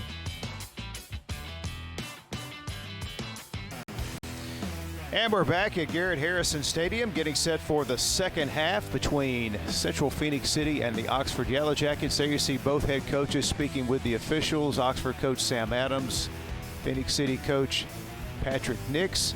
And we do know part of the discussion is about how to handle the second half and most likely the use of a running clock. Yeah, if you are good at reading lips, you saw it there out of Coach Patrick Nix. And I think they're talking about some of the parameters for whether it's the entire second half thing or maybe a fourth quarter thing. We'll find out the results of that meeting with the officials, but it's really good to see a couple of head coaches. You know, they're very competitive, and they're obviously friends, and you know, being able to kind of take their teams and give them a shot of what it will look like on the next level in the playoffs. And for Oxford, obviously, it's been a really tough schedule. This game added to it. You talked about how this game last year was a really close competitive game. You start to see how much it really hurts when you have such a strong graduating class in 6A leave that program and you have a really strong 7A class. You're starting to see the gap between those two. However, both teams are expected to play really well here in these playoffs. And I think both coaches, as you said, want to get these 24 minutes done as fast as possible.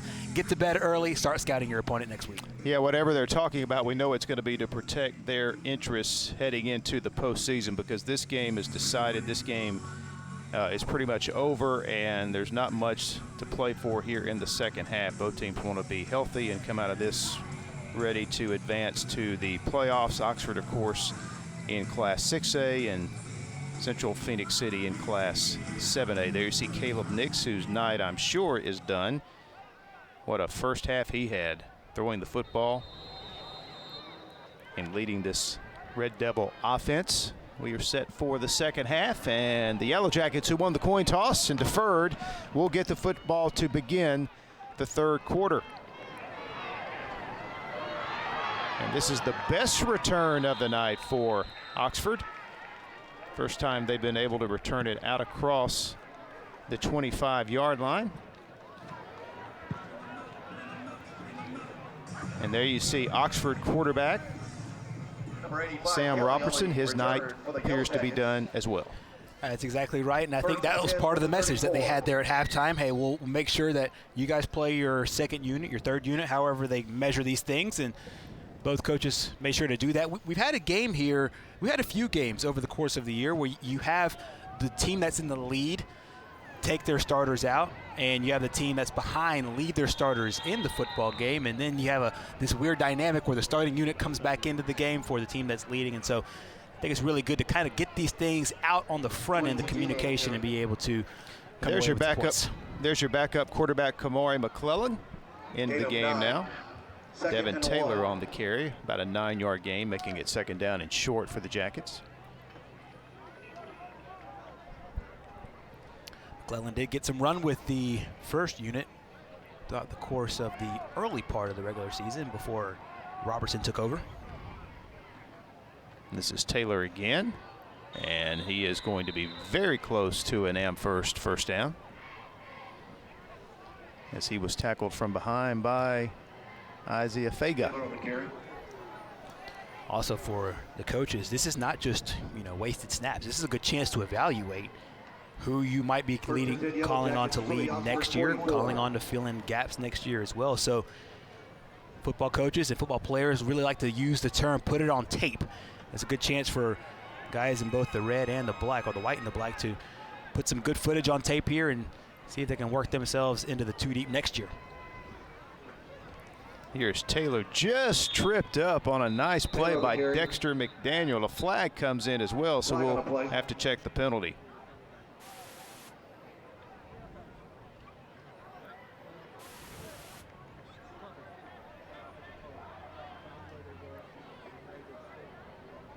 Holding.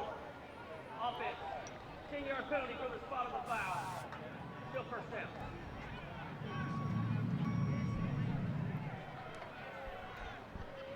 Penalties were something that really hurt Central Phenix City in the first half of this one. There you see Oxford now going behind the chains.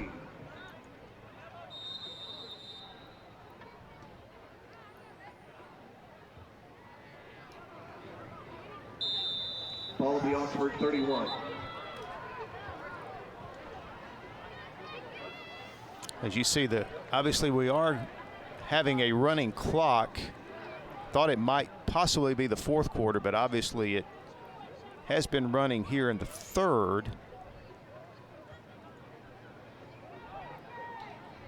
Getting word from some of our buddies in officiating that clocks will now stop here for injury or a called timeout, and coaches can agree how much time will be on the clock there in the fourth quarter. So a lot of communication between the coaches and the officials, and we'll get our first stoppage here. Central calling the timeout, and we'll take the break as well and return in just a moment. I was finally ready to buy my first home after renting for the last several years. As I started my search, I got overwhelmed by how many websites and confusing listings there are. That's when I found the experts at ERA King. To me, ERA means expertise, reliability, and activity. I depended on them to find a home in my budget, and they didn't stop working until the keys were in my hands. ERA King. To us, it means always doing the right thing for every client. What will ERA mean to you? Find out at eraking.com. And a big shout out to Sunbelt Rentals and their help this week on the Thursday Night Lights statewide game here on the AHSAA statewide network, located at 3250 Williams Road in Columbus, Georgia. Sunbeltrentals.com for more information about the services and the equipment that they provide.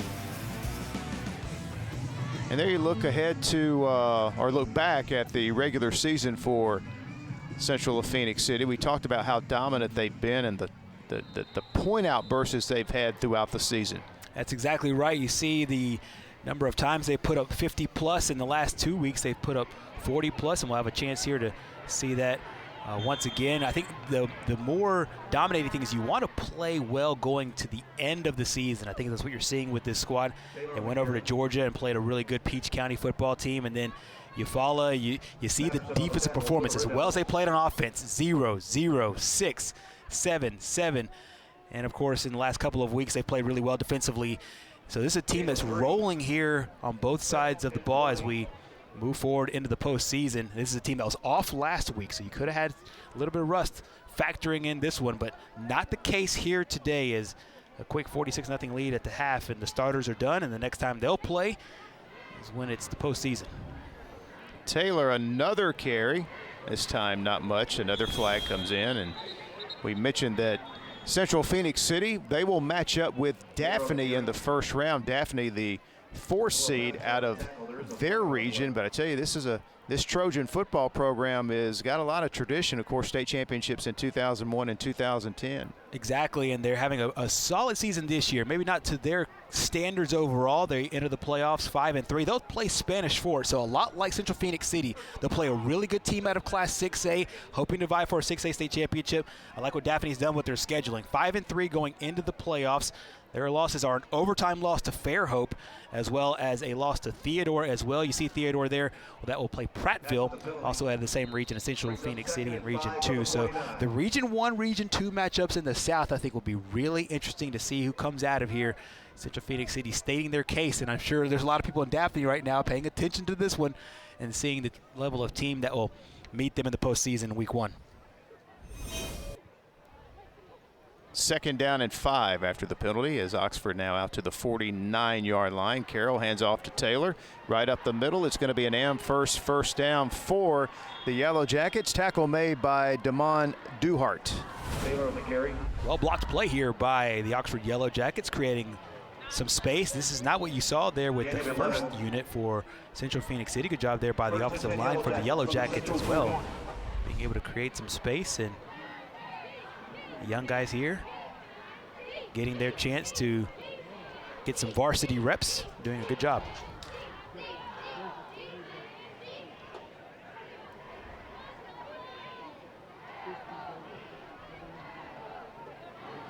First and 10.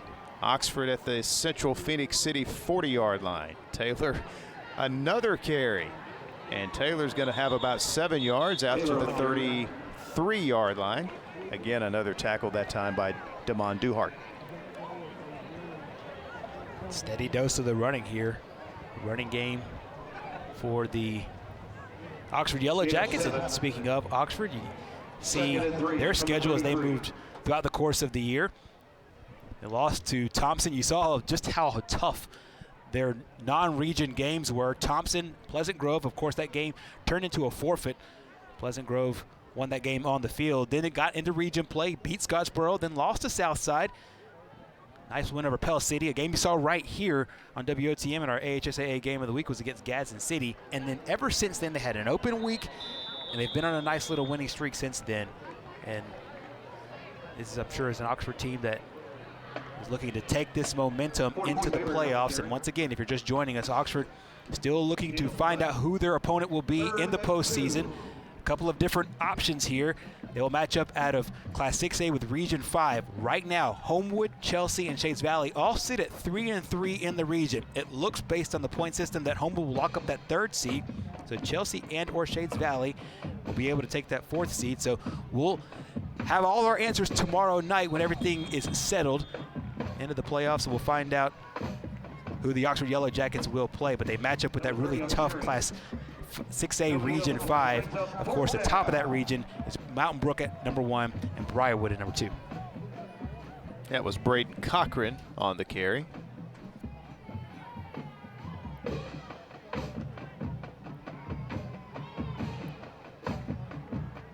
So it's 4th down and about 2. The Jackets line up to go for it.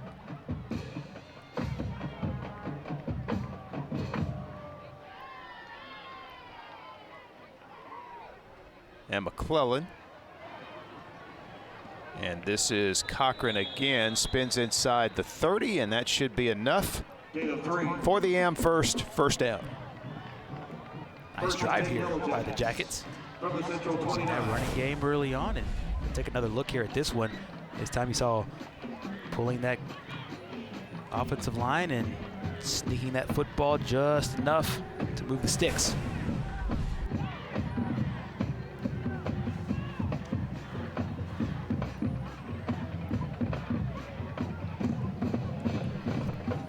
So first down, Jackets at the Red Devil 29.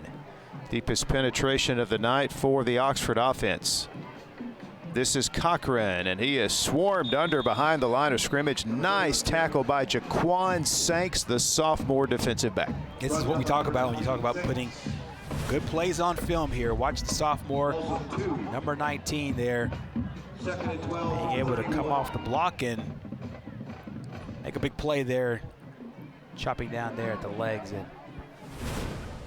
losing some yards for the Jackets. Nice drive there. Temporarily halted. 2nd down and 12. Oxford keeping it on the ground, and nice hard running by Devin Taylor, spins inside the 27. And hey, it's that time of year, and coming up, the AHSAA Playoff Selection Special coming your way at 9 a.m. Saturday morning live on WOTM. John Holder will host. You'll have first round pairings meeting live from Montgomery, and it'll be a great way to get you set for round 1 of the high school football playoffs, the AHSAA Playoff Selection Special, 9 a.m. on Saturday morning right here on WOTM. And a little anxious there by the Central Phoenix City defender Lance Pitts. Going back to Saturday's show, it's always a really, I think, interesting look, kind of behind the scenes look at the way that the playoffs are officially secured. All the coaches meet down in Montgomery from 1A all the way to Class 7A, and you have the official reading by the executive director and all of the people that help organize from the AHSAA. Then you have all the coaches there as well, and you take care of some formalities about tickets and everything else, and you get a chance to see all that play out in real time. I think it's a really cool thing that you get to do, and then right after that, enjoy some college football. So it's a really fun watch here as we get ready for the postseason. And coming up, the first round on Thursday night at 6:30, you'll have BB Comer taking on a team to be announced. That'll be live on WOTM and TV 47, presented by Sarah Automotive. Sarah Honda, Sarah Nissan, and Tony Sarah Ford. Another interesting situation here with Comer. Likewise with Oxford, still finding out who their opponent is. Elba, Ayrton, GW Long all sit with a 6-1 record out of Class 2A Region 2. Taylor been a workhorse on this drive, but he is wrapped up by big number 99, Micah Simpson. So it'll be 2nd down and long, as we are already now down to 2 minutes to play here in the 3rd quarter with the running clock. Going back to that last game, BB Comer did secure the number 2 spot in Region 4, so they will host. They just have to find out who will be coming over to the Sylacauga area for that football game.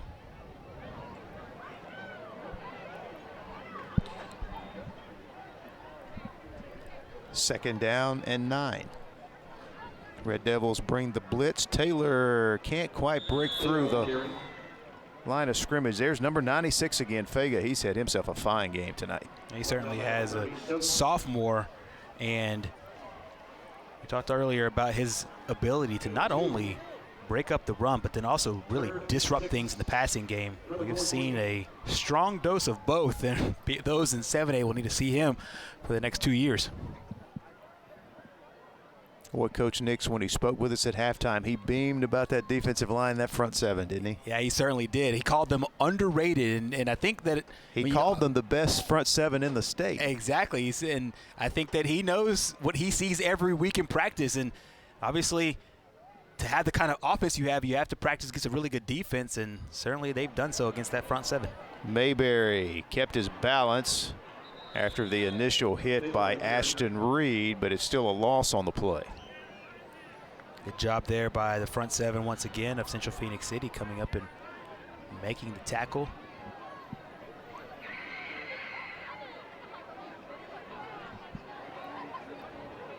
So it's 4th down again. Jackets converted a moment ago on 4th and 3.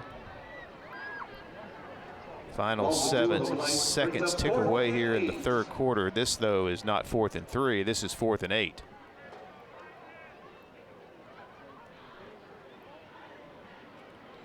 Probably used the break between the 3rd and 4th quarters to talk about what they'll dial up here on 4th down, see if they can get to the end zone. Coach Sam Adams and his staff will talk over this 4th down play during the quarter break. It is all Central Phoenix City tonight as they lead at 46-0.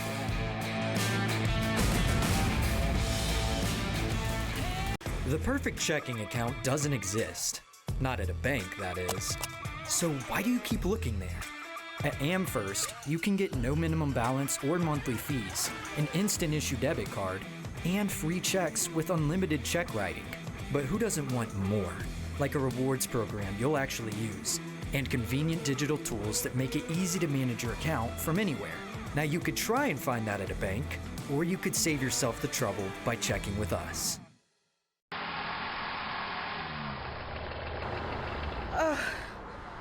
I need the King boys.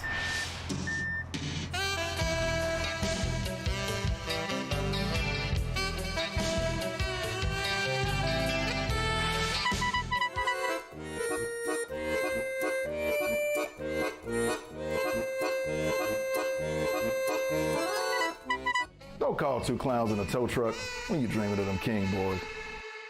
You'll be amazed at what you can do with Beam's faster and faster internet speeds. The 175 channels you can watch with our most popular plan, also pretty amazing. But the most amazing thing of all is the price. For a limited time, get 250 meg internet for just $29.95 a month when you bundle with Digital Advantage TV. Stream anything with unlimited data. Watch whatever you want on the go with Beam Stream. You'll be amazed at what's possible with your hometown provider, Beam. You know, it can be a drag searching for an internet provider. Make the switch to Beam. Locally owned and operated, Beam has proudly served our community for more than 57 years. With our made-to-fit solutions, we have packages available for every family in our community with over 175 channels, including WOTM and rapid internet speed. Prepared to be amazed by our services. And congratulations to the Red Devils for an outstanding season. 4th quarter set to begin, 46-0. Coach Patrick Nix's team dominating here, running clock being utilized here in the second half. Oxford 4th and 8 as we begin the 4th.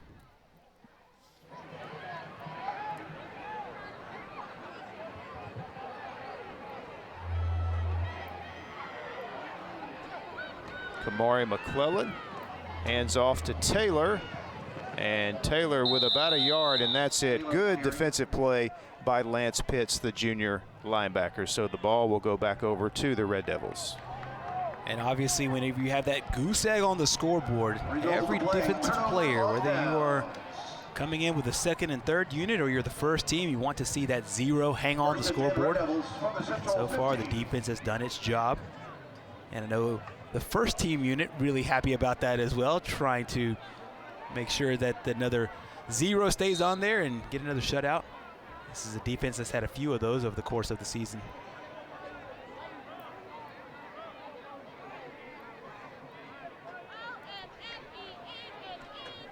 And so the backup quarterback now in for the Red Devils. That is Brooks Barbary, and here is the handoff to Zach Simmons. Simmons, great speed all the way down inside Oxford territory, pushed out of bounds inside the 20. What a carry there by Simmons. And this is just a well-blocked play there. Had a chance, couple of chances, the Jackets did in the backfield.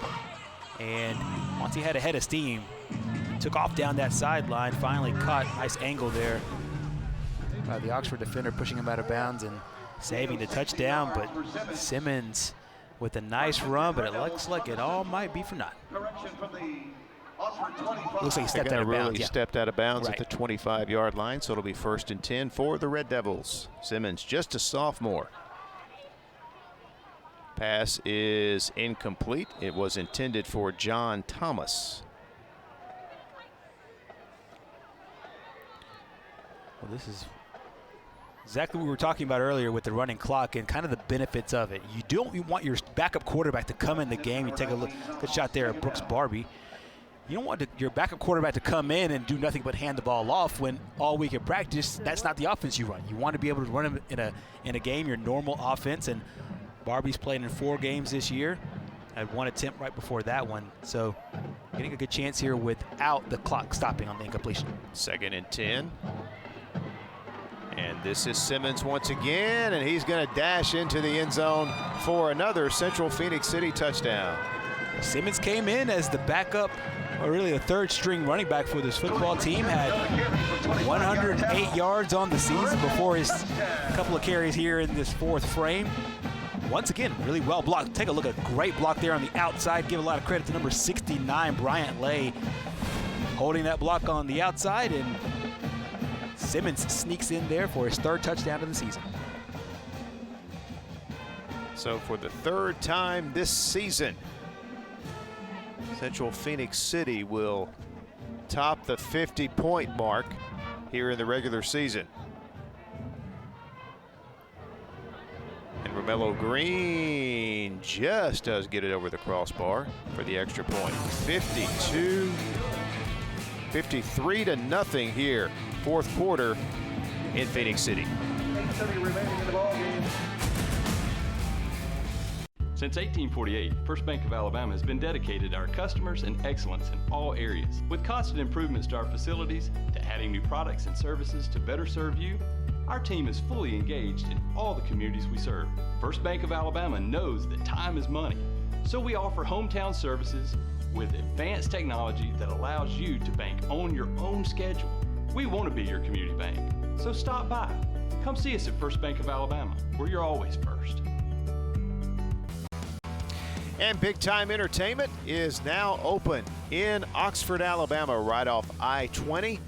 A number of attractions for every member and age group in the family, including the most unique indoor go-kart racing arena in the state of Alabama. Big Time Entertainment, over 70,000 square feet of indoor and outdoor entertainment, including bowling, a large arcade, an elevated ninja challenge course, laser tag, and much more. Located at exit 185 off I-20 in Oxford. And this young man, Zach Simmons, boy, he's got a motor on him. He certainly has, and definitely you saw it there on a couple of runs. And that play in, wow, well, almost just a horrific blunder, special teams. And there you saw a nice little cover up there by Oxford. Going back to Simmons, he had a flag on the play here. We'll check that. But going back to Simmons, he had a really strong series overall, and then capped off with the touchdown. Looked a lot like what Johnson did, what Jameel Johnson did early on in the game, being able to score on a 2-yard run after really taking the bulk of the carries in the series.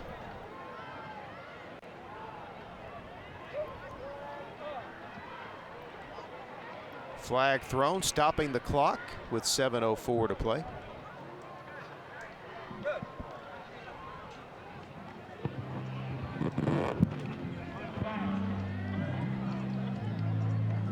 We're going to have a conference here on the flag. Up 53 to nothing. I do like Isaiah Fega. I like Fega standing right there and just doing his best to try to blend in there. Normally the officials will kindly boot you out of that meeting. And we wave it off. Everyone cheers.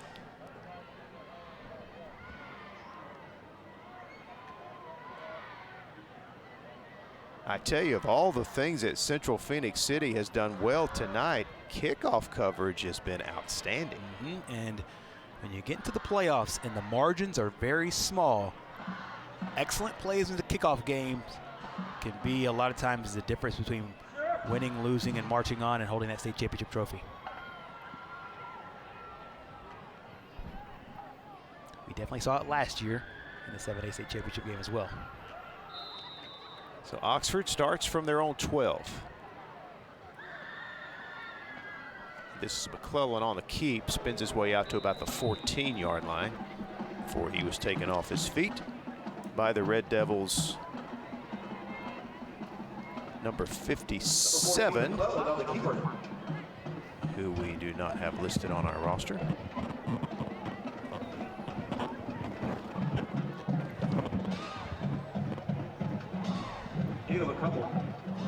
Second down and 8.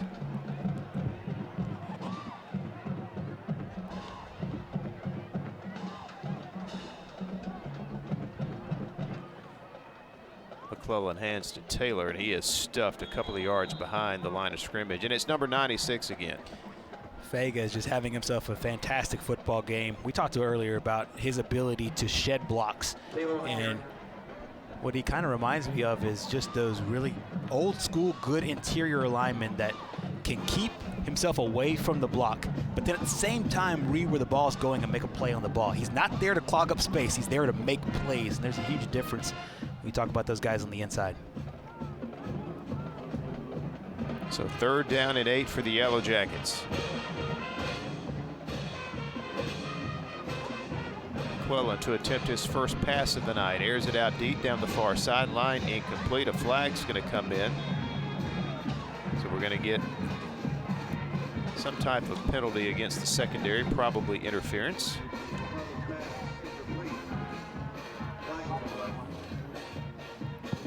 Raphael Mitchell was the intended receiver for Oxford.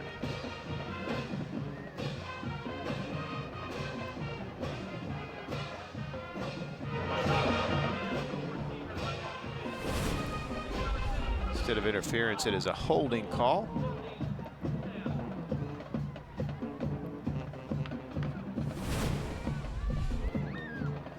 And that results in an Amherst first down. First down at the 25. Here is Taylor. Picks up about 4 yards as Damon Duhart coming up in run support from the secondary. See a couple of plays from that young man and the rest of this defense here in this third and fourth quarters.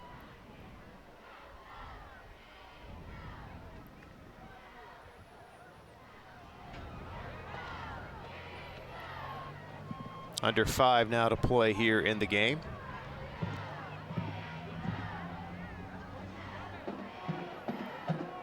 Second down and 6. And here is the handoff to Mayberry. And he runs into a sea of black uniforms at the 30.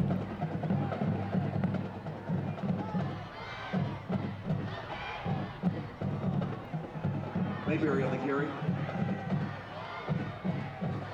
So 3rd and 5. 3rd and 5 from the 30.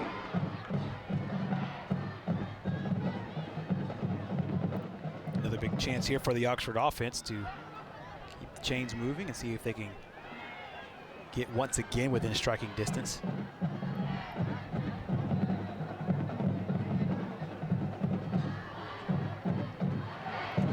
McClellan filling the heat. Throws downfield, got a receiver open. It's caught at the 37-yard line. Pass completed to Raphael Mitchell, who got behind the coverage. Good job there by Mitchell and a great job here by McClellan. Watch as the pressure comes from the right side and gets his foot there at the very end. You know, Coach Adams has to love the arm this young man, and talked earlier about how he got some chances there with the first unit in the early part of the season, and Robertson ended up winning the overall starting job. But McClellan is a steady hand that you can go to as a good backup quarterback, and at time kept the chains moving with a big throw. And Mayberry picking up a yard on that first down carry. 2nd down and 9. It's 2nd and 9. As we now are down to 3 minutes to play in the game.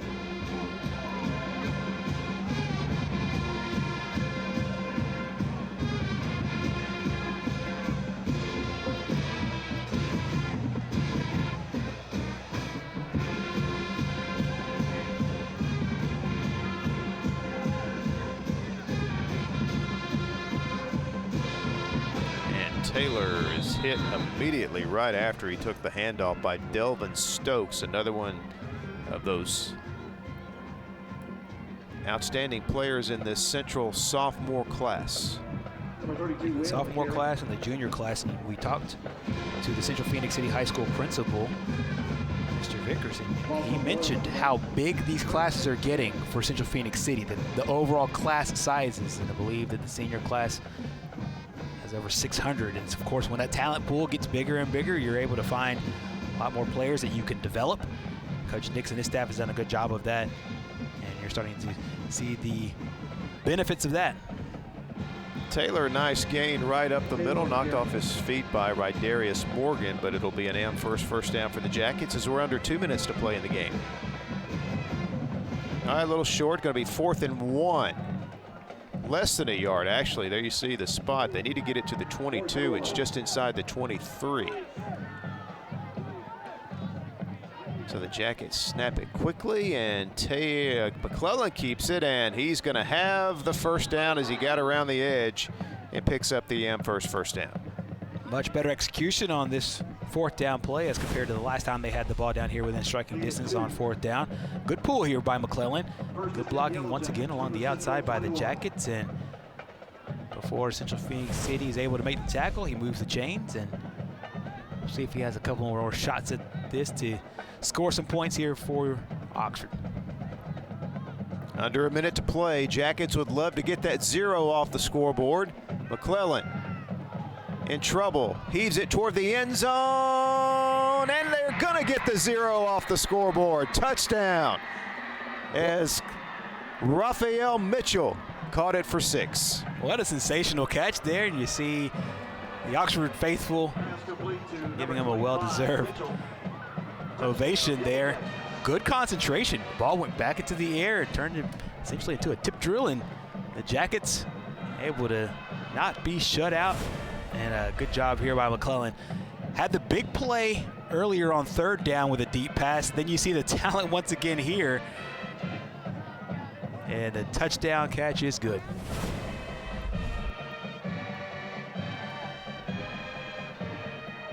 And the extra point is right down the middle. And that'll take us to the end of the ball game. Oxford does get on the scoreboard to erase the goose egg.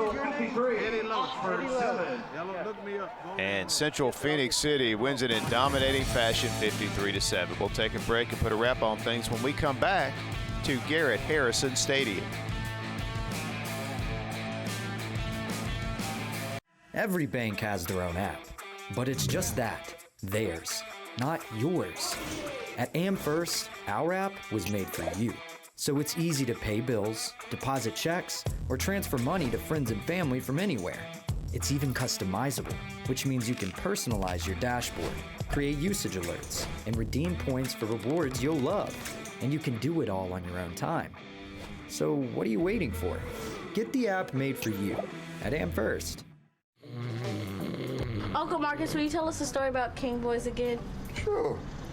Well, it all started back in 2008. 2008? We didn't have all the fancy towing equipment we do now, but we did have a service and a desire to help our customers. You see, kids, you must train your mind and your body to be able to help the people you call customers. When they call on us, it's showtime. Understand me. King Boys' mission is to help when people are in need. So what's our motto, children? King Boys forever!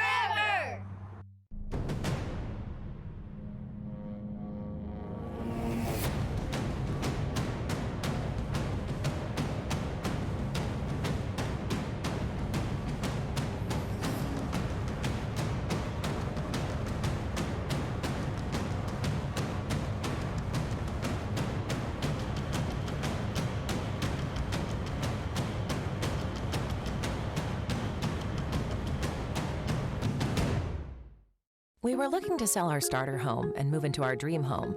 After looking at all the options, we chose to work with ERA King. ERA means easy, responsive, and attention to detail. ERA King made the entire process of buying and selling a house easy. From helping us decide on a listing price to navigating the final closing, our agent worked with us every step of the way. ERA King. To us, it means always doing the right thing for every client. What will ERA mean to you? Find out at eraking.com. And we're back in Phenix City, and what a dominating performance tonight by the Red Devils as they close out the regular season with a 53-7 win over Oxford, wrapping up the perfect 10-0 season. And we are joined now by Central Phenix City head coach Patrick Nix, who joined us at halftime, joins us now after the game. And Coach, when you went into this season, you knew you had the makings of a good team, but now that you've seen the regular season play out in perfection at 10-0, talk about what's happened in the regular season as you prepare for the postseason. I'm just very proud of the guys, very proud of, did not have the year that we wanted last year, had a lot of really good players coming back, knew we did, knew we had a chance to be a really good football team, had a great offseason, very proud of them, going 10-0, fourth time in school history to go 10-0, so very proud of the guys, very proud of the staff, administration, just incredible, Mr. Wilkes, Mr. Vickers, the support that they give us, the support the community gives us. When you have the year that we've had, it takes a lot of people to do it, so just very thankful, very blessed, to be here. Riding through the adversity of last season and going into this season, what were some of the kind of key things that you wanted to focus on with this team? And then basically not put your pressure on yourself to go undefeated, but now that you are continuing to ride that wave into the postseason. Well, obviously, definitely a good wave to ride. It's the way we played tonight, the way we finished the season right here at the end, the way we played all year. We've been very consistent the way we played all year. So, got a lot of momentum going into the, this second half of the season right here, the second part. But obviously, like I said, we knew we had a very good football team. Had some coaching changes that I thought was really good that we brought in, and so just overall, it's just a very everything just went together, from coaching staff to players and everything else, and that's what makes it into a special year for sure. Coach, when we spoke with you at halftime, I referenced the fact that your defensive front and that front seven on defense was just dominating the line of scrimmage. Now I want to talk to you after the game about the execution and the efficiency offensively. You got some serious weapons on that side of the football, including your son at quarterback, the receivers, all the options that he's got. Your son was on the mark tonight. The deep ball was there. The intermediate game was there. Talk about the execution of your offense in this game. Caleb's been on all year. I mean, he's played incredible. We knew coming in the season that was the one thing that we had coming back was a quarterback.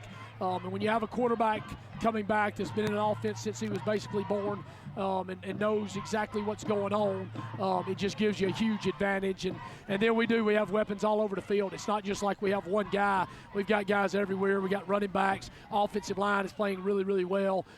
So when you got a quarterback that can really think and do a lot of things, and then you've got a lot of weapons around him, you end up having really good nights. And I think, last 2 weeks he's thrown for 5 touchdowns apiece. This week he threw for 4, so he's 14 touchdowns in the last 3 games. I'd say that's pretty good, pretty efficient. 100%. I'm going to stick with Caleb for one more question here, and I want you to answer something that's a little bit different. Obviously, the perks of coaching your son have to be immense, and there has to be also some tough times as well. You've done it so with both Caleb and with Bo. What are some of the things that you've taken away from these 2 experiences as Caleb now finishes out his high school career? It's unbelievable. I got out of college coaching. I told the players today, I got out of college coaching to have a chance to coach my 2 boys, and it's been incredible. Having senior night tonight with him, and it's been absolutely incredible having the opportunity to coach them, and we don't turn it off. It's football all the time. They love it. I love it. I'm the same guy on the field. They're the same guys on the field, same guys at home. We just are who we are, and have a blast doing it, really enjoy it. And I've just been blessed that both of them are pretty good football players. And, as a coach, when you have a quarterback that's really good, you got a chance to win every game. And so I've been very blessed to have both of them. And, but Caleb's had an absolutely absolutely unbelievable Mr. Alabama type of year. I mean, there's no doubt. I mean, he is absolutely as good as anybody in the state, and he's been playing it and been proving it every week on the field. So it's just great. As a dad, very proud to be able to coach him, and but as a coach, very thankful I've got him that I can call plays for. And I know it had to be special looking down the sideline, seeing Bo there, obviously being able to come over and watch his younger brother play on senior night also. It was great to have him here, and fortunately we played on Thursday, got out of practice and was able to run over here and watch it, and so might not be able to see him again, but it was good for him to be able to get over here real quick and watch his little brother play, and they're very close, and Bo's very proud of him and what he's watching. I mean, Caleb's taken a beating his whole life from him, so it's nice for him to be able to come back and watch it and know all the things. Obviously Bo knows our offense as good as anybody, and know all the little things that we're doing, and so it's fun to watch him over on the sideline, knowing what we're about to call and things like that, and enjoying. So for Dad, it's a lot of fun to have them both out here. Coach, congratulations on the perfect regular season, and you and your team are going to have something to say about the run for a 7A state championship. Good luck in the postseason. Thank you very much. All right, Central Phenix City coach Patrick Nix joining us here after the game. With more than 40 years combined experience in the business, Phenix Paving and Maintenance is a full-service asphalt paving, asphalt maintenance, asphalt seal coating, paint striping, concrete paving, and site development company. Our core values are built around honesty and integrity, and we maintain these principles in all the projects we endeavor. We provide personalized project management, and we are fully committed to the satisfaction of each customer that we service.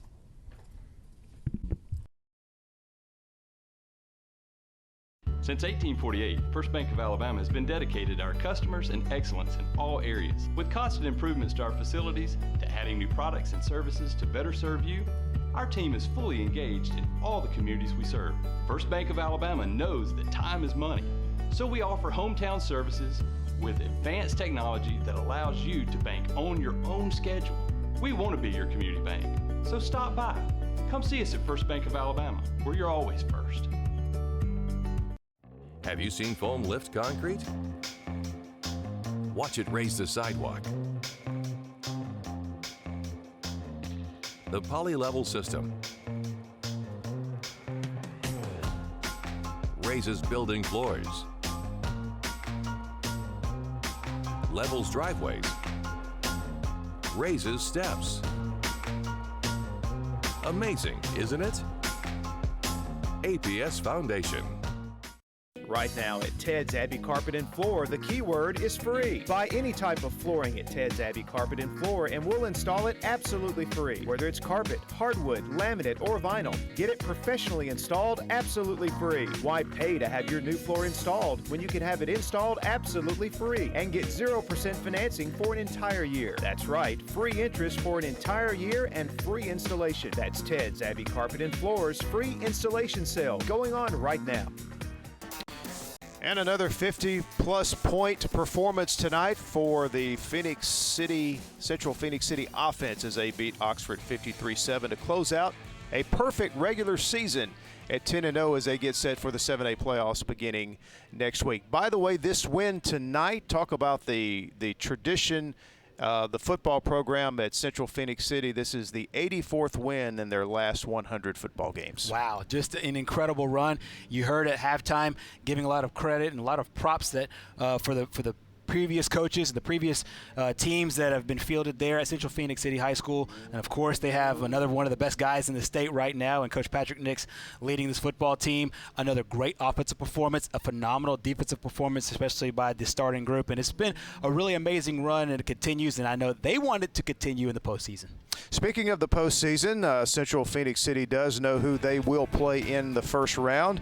Marquee game against Daphne, the first-round matchup for the Red Devils. That's exactly right. And Daphne, in a really interesting dynamic, Daphne plays Spanish Fort tomorrow. It's a really dynamic that kind of mirrors this one. The 7A team playing a 6A team that's expected to make a nice run in the 6A state playoffs. So we'll see those two teams match up coming up next week. That Daphne Spanish Fort game is tomorrow. And on the other side of the bracket, it's another Region 1 versus Region 2 in Theodore and Prattville. It should be a dynamic pair of games right there in the 7A South.